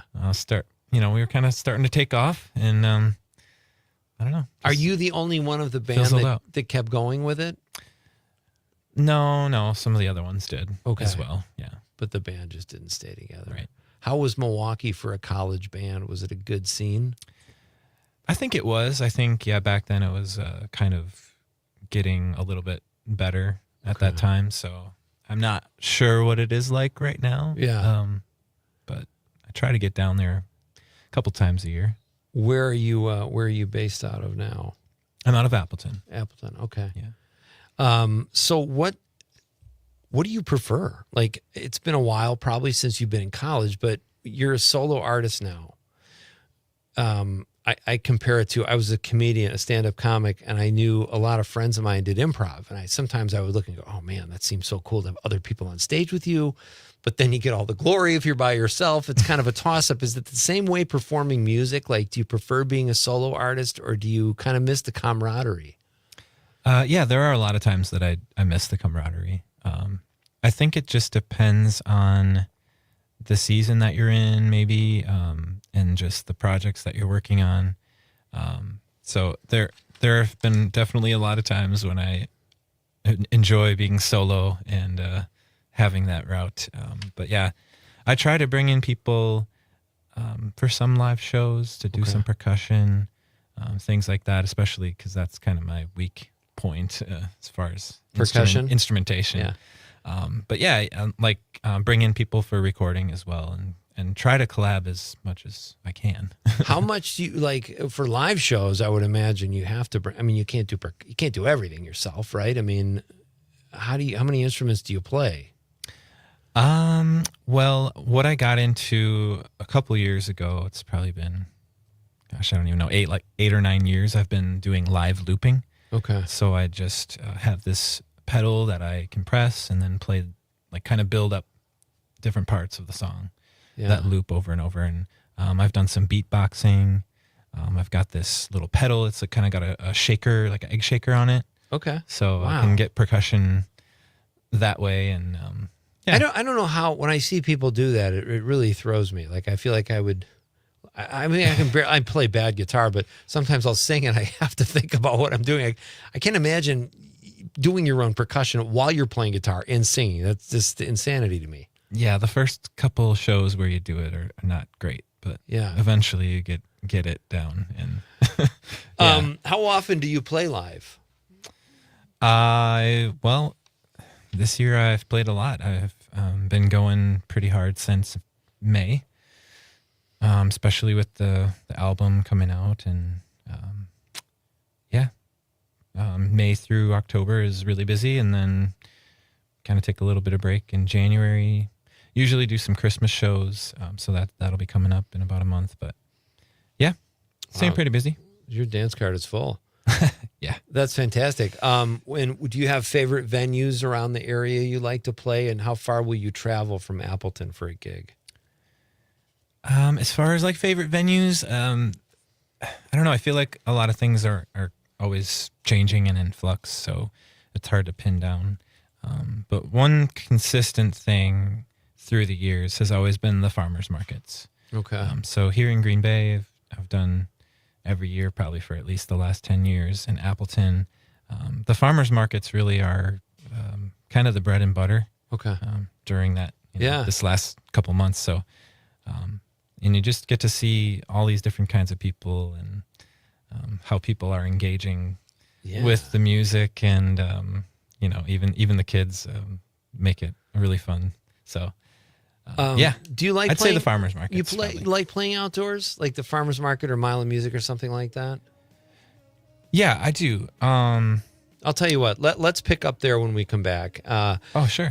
This is Strategic. He's live in the studio. He's going to play us a couple tunes when we come back, and we're going to talk about another venture he has going right now too. This is Nite Lite with Pete Schwaba. We're coming right back after this. Do not go anywhere, folks. This is the Civic Media Radio Network. There's no return.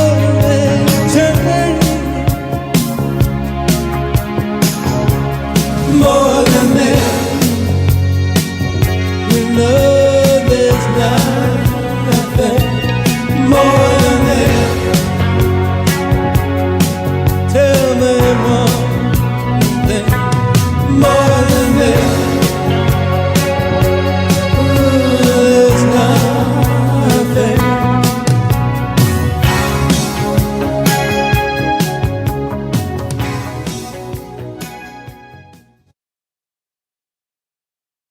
97.9 WGBW and WGBW.FM.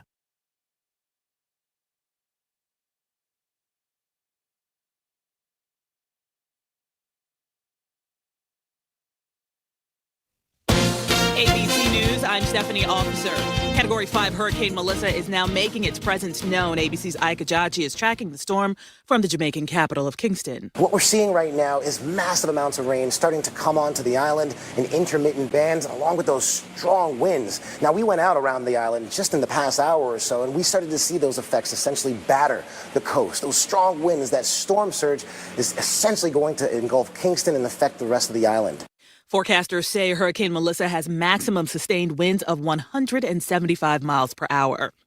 It is the week of Halloween, but it's about to feel a lot more like summer in Southern California. The fire danger also rising. ABC's Alex Stone is in Los Angeles. Around Southern California, heat advisories are now being posted for midweek when it's expected to be in the 90s or even closing in on 100 degrees in some areas. And with the heat, the first round of Santa Ana winds of the season are expected, bringing major concerns of wildfires later this week.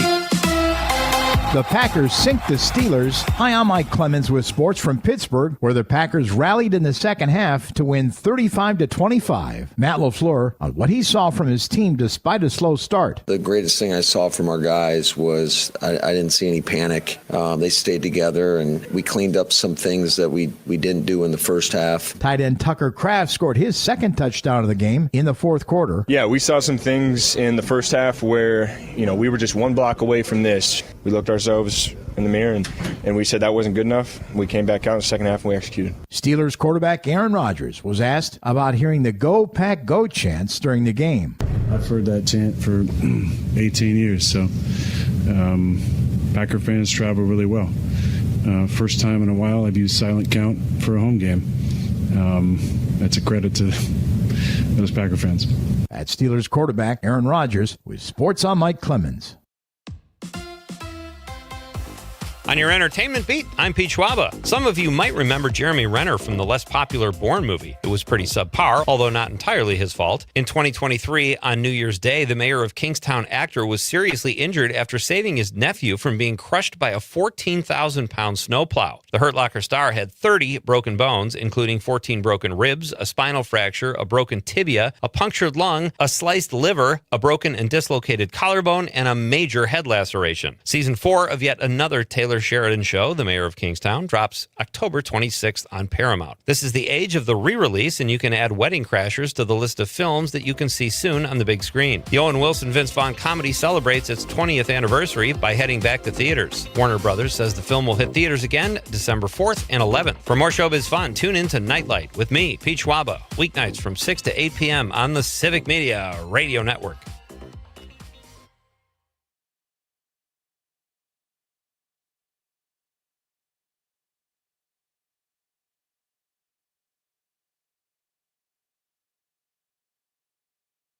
I'm meteorologist Mace Michaels. Partly cloudy for tonight, a low around 40 to the low 40s. Looking mostly sunny for tomorrow, nice day with highs in the upper 50s. A few more clouds around tomorrow night, then back into sunshine on Wednesday. Highs into the mid 50s. Currently, it's 44 degrees.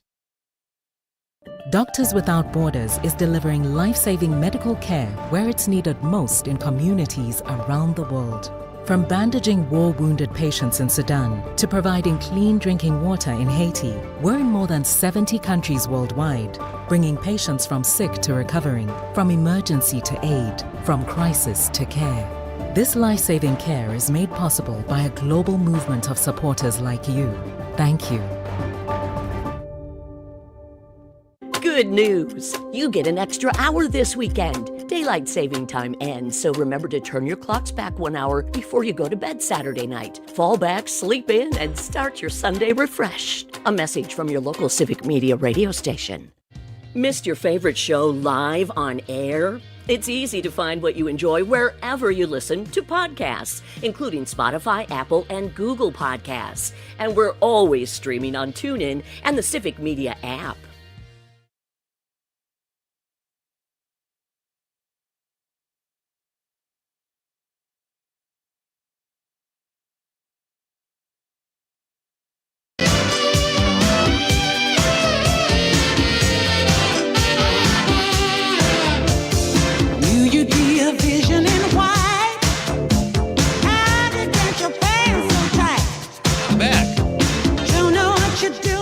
All right, so we did a little bit of spooky or scary or creepy talk in the first part of the show.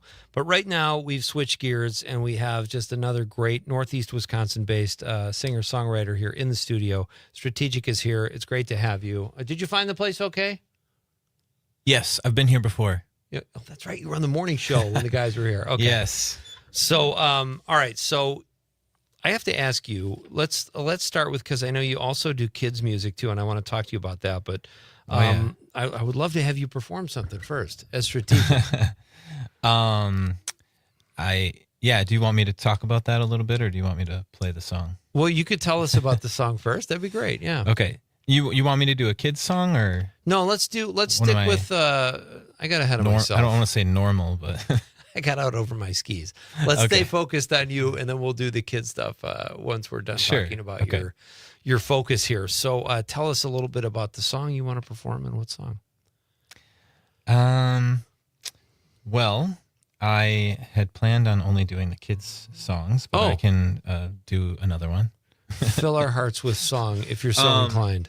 So I released an album last year called Possibilities, and I'll play the title track for you, which is one of my favorite songs to play live. We talked about the shaker pedal and doing all the looping and stuff like that. So this one's really fun to play live and do all those things. And it just talks about basically, every day there's so many choices and opportunities and chances and taking advantage of and hopefully making the best of it. And what's this song called? Possibilities. Possibilities. Love it. All right, here's Strategic.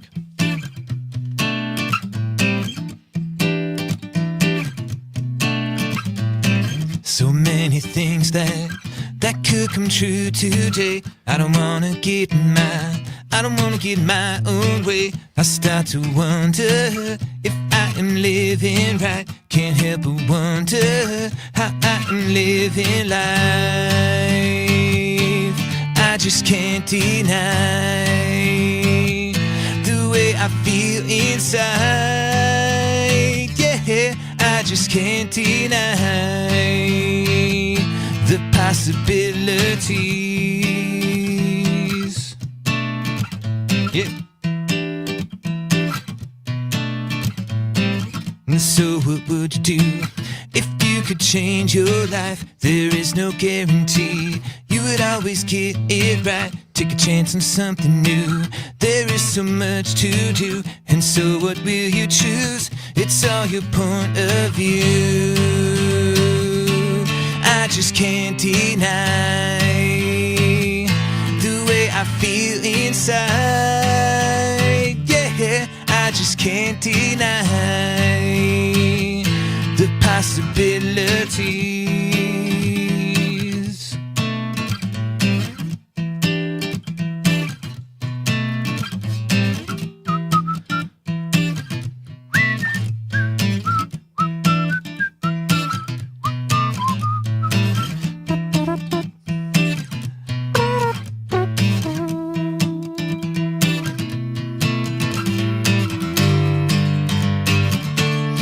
I just can't deny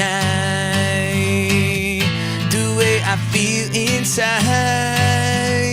Yeah, I just can't deny the possibilities. The endless. If you have faith and believe in possibilities. The endless. If you have faith and believe in possibilities. Very nice. Thank you. What are you considered, like, how do you define your music? Just acoustic rock? Or you seem like you have other things you typically put into a performance that you don't have with you. You just have your guitar, obviously. But, like, how would you describe it?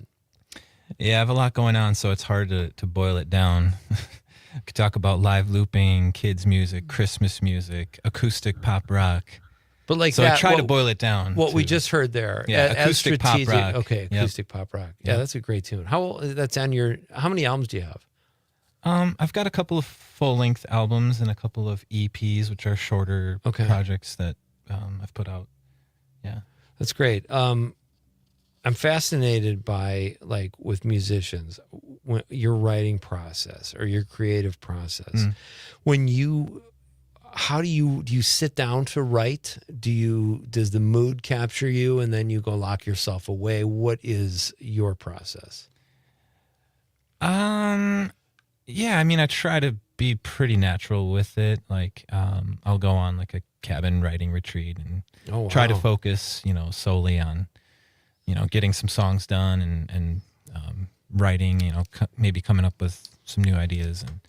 And, but yeah, when the mood strikes, it's like, it's probably best to try and run with it and see, where's this taking me?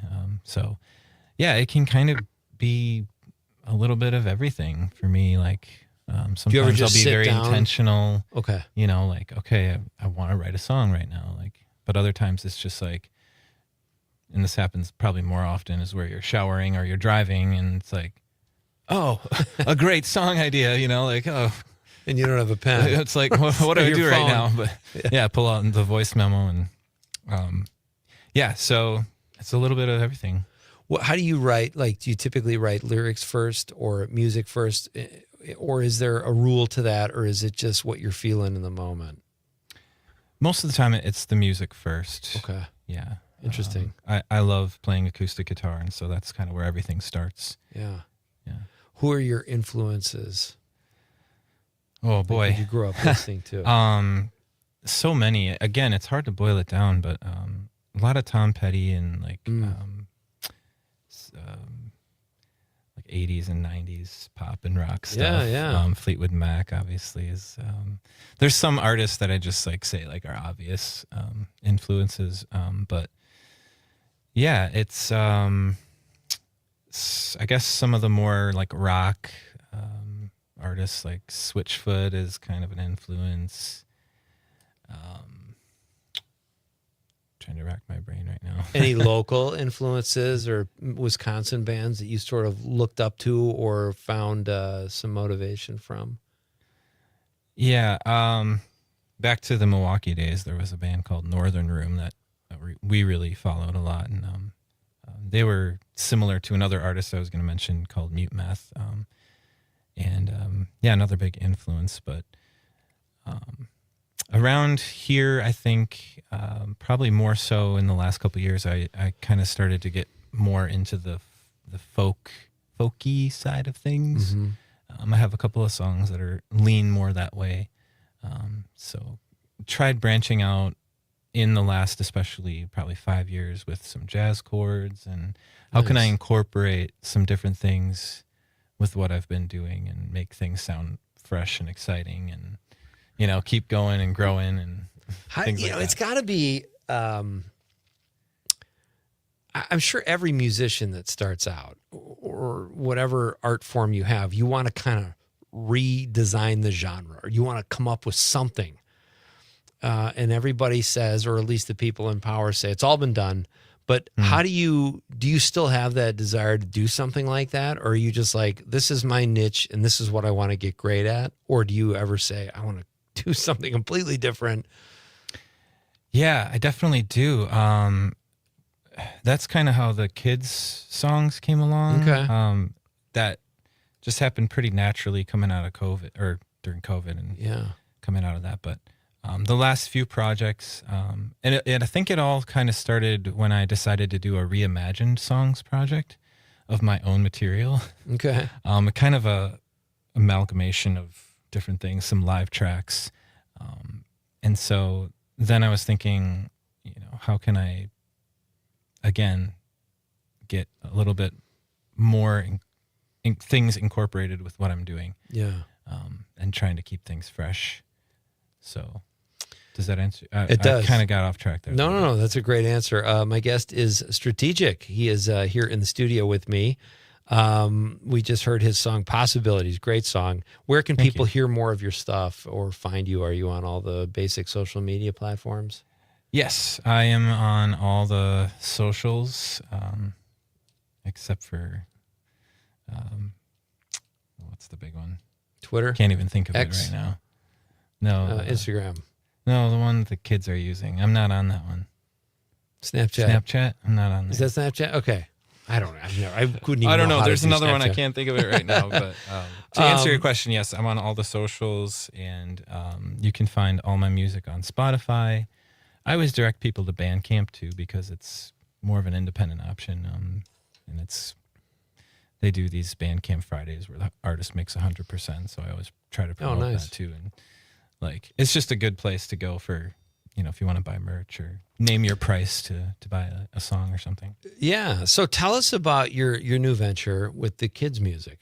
Do you still go by Strategic, or is that I do, yes. Okay. Tell us about that. And, yeah, like I said, it all kind of happened really naturally with my kids, mostly with my kids. I had a couple ideas that were kind of ping-ponging around and just sometimes, you'll have a word or something and it's like, well, what is that? And just kind of see where it takes you. But we just started making these silly songs and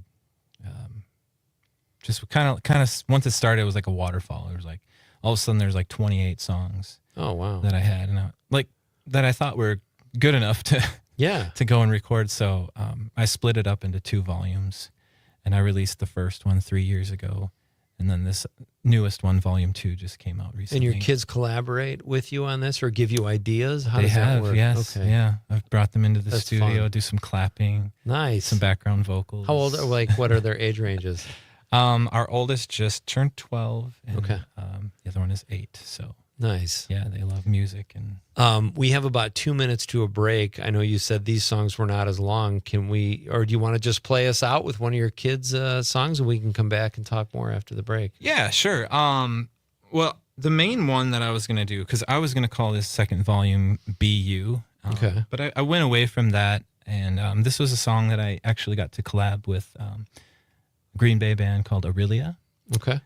They feature on this with some ukulele and background vocals. So fantastic. Be You. Play us to the break, and then we'll talk more after the break. All right. Great. Na na na na na na na na. Hello, it's nice to meet you. You have a real nice smile. You've got a name and also a personality. The things that make us all unique are things to celebrate. The things that make you special are things you should embrace. Be you.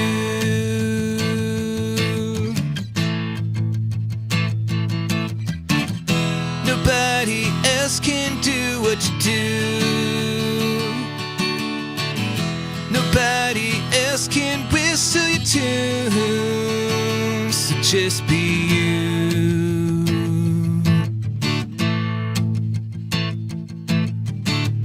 You've got the things that you like. I've got some I do too. We both know that is alright. We don't have to be alike. We're not the same yet, that much is true. And you be you. We're not the same yet, that much is true. Just be you.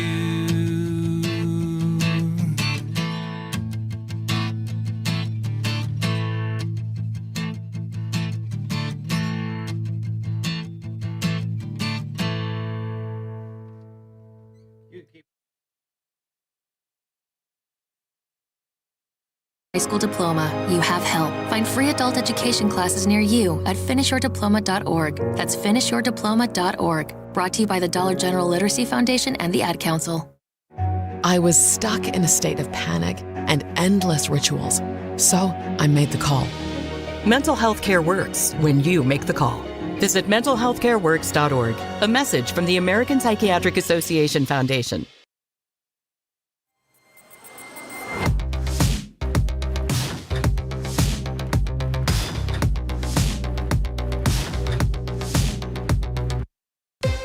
Civic Media. You are never far away from your favorite radio station. We're always streaming on TuneIn and the Civic Media app. And if you missed your favorite show or game, listen to a podcast of it anytime on the app or our website, civicmedia.us. Doctors Without Borders is delivering life-saving medical care where it's needed most in communities around the world. From bandaging war-wounded patients in Sudan to providing clean drinking water in Haiti, we're in more than 70 countries worldwide, bringing patients from sick to recovering, from emergency to aid, from crisis to care. This life-saving care is made possible by a global movement of supporters like you. Thank you. We are the National Park Foundation, and together with you, we're creating a future where every person, every generation, gets their chance at an unforgettable moment. Learn more at nationalparks.org/foundation. This weekend, we all fall back. Daylight saving time ends and we turn our clocks back 1 hour. It's also a good time to check your smoke detectors and replace those batteries. Stay safe, stay on time. A message from your local Civic Media radio station. Missed your favorite show live on air? It's easy to find what you enjoy wherever you listen to podcasts, including Spotify, Apple, and Google Podcasts. And we're always streaming on TuneIn and the Civic Media app. Not completing high school is more of a social thing than it was an academic thing. Even though all these years have passed, I still had that longing to have my diploma. At age 30, Carissa finished her high school diploma. If you're even considering getting your high school diploma, you can do it. No one gets a diploma alone. If you're thinking of finishing your high school diploma, you have help. Find free adult education classes near you at finishyourdiploma.org. That's finishyourdiploma.org. Brought to you by the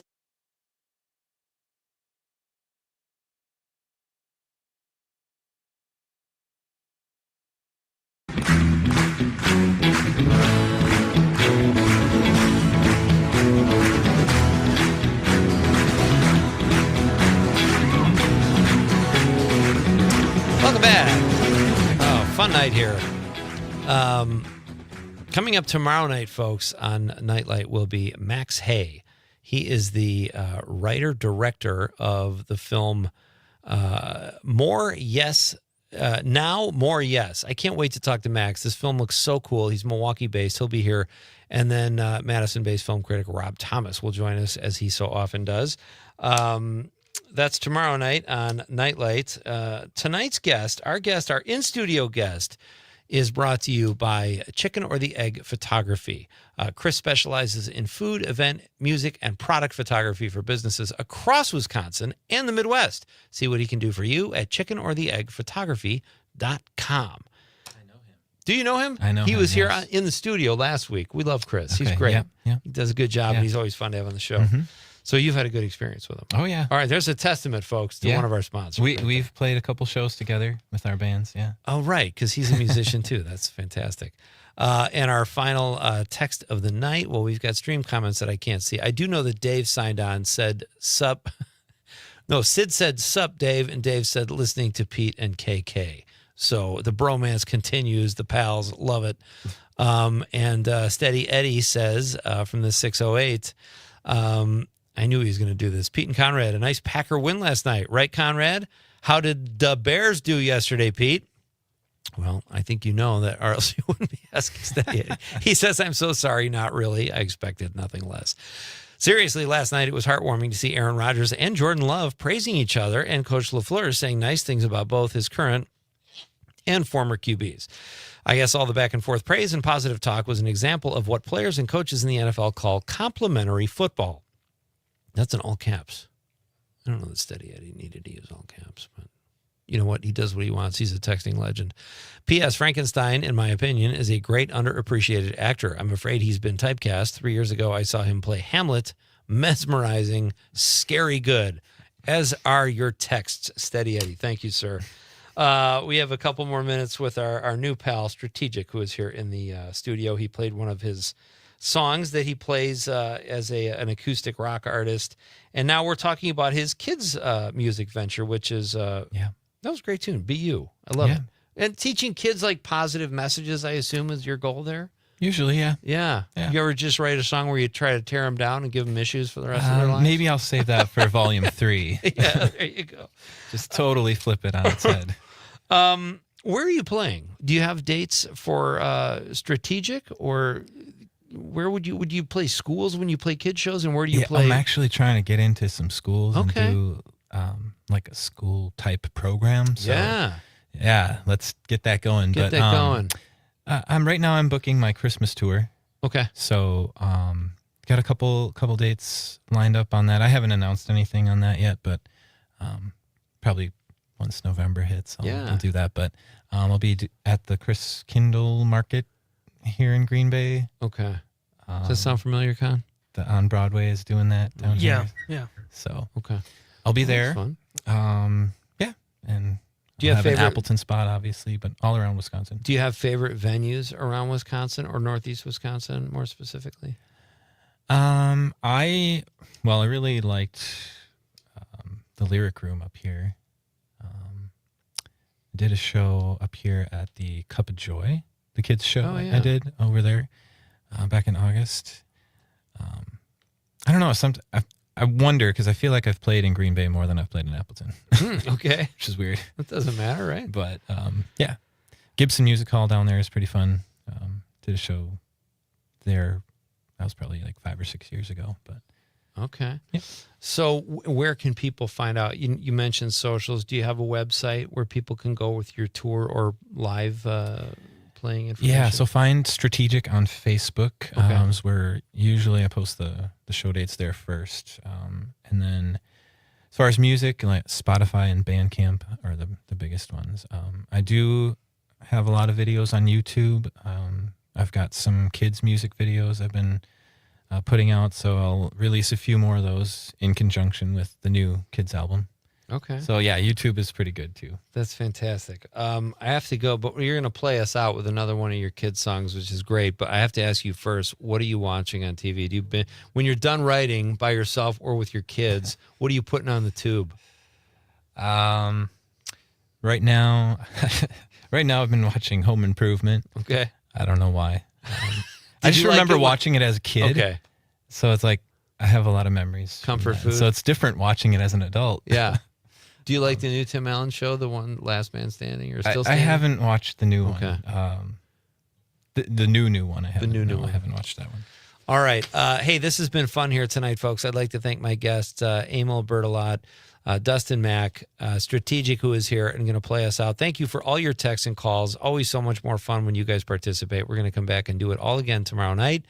On behalf of the lovable producer, Conrad, I'm Pete Schwaba saying goodnight, Wisconsin, and Strategic is going to play us out. What's the song? This is... School's back in session, so this is called Hang It on the Fridge. Love it. Here we go. Thank you for having me. Thank you, sir. It's been fun.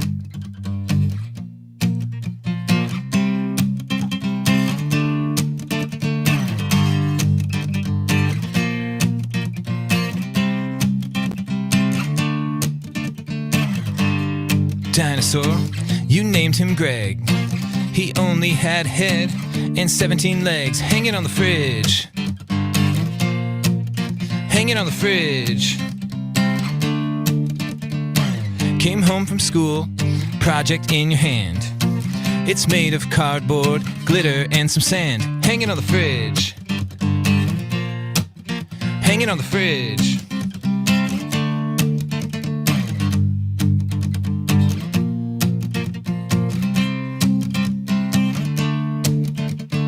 Daddy, where'd my picture go? The one I made 3 years ago? Good question, I don't know. Let's check your portfolio. Sorry kids, can't find a spot for this latest masterpiece you've got. You scribble and sketch so many things. Our fridge is an amateur gallery. Hanging on the fridge. Hanging on the fridge. Hanging on the fridge. Hanging on the fridge.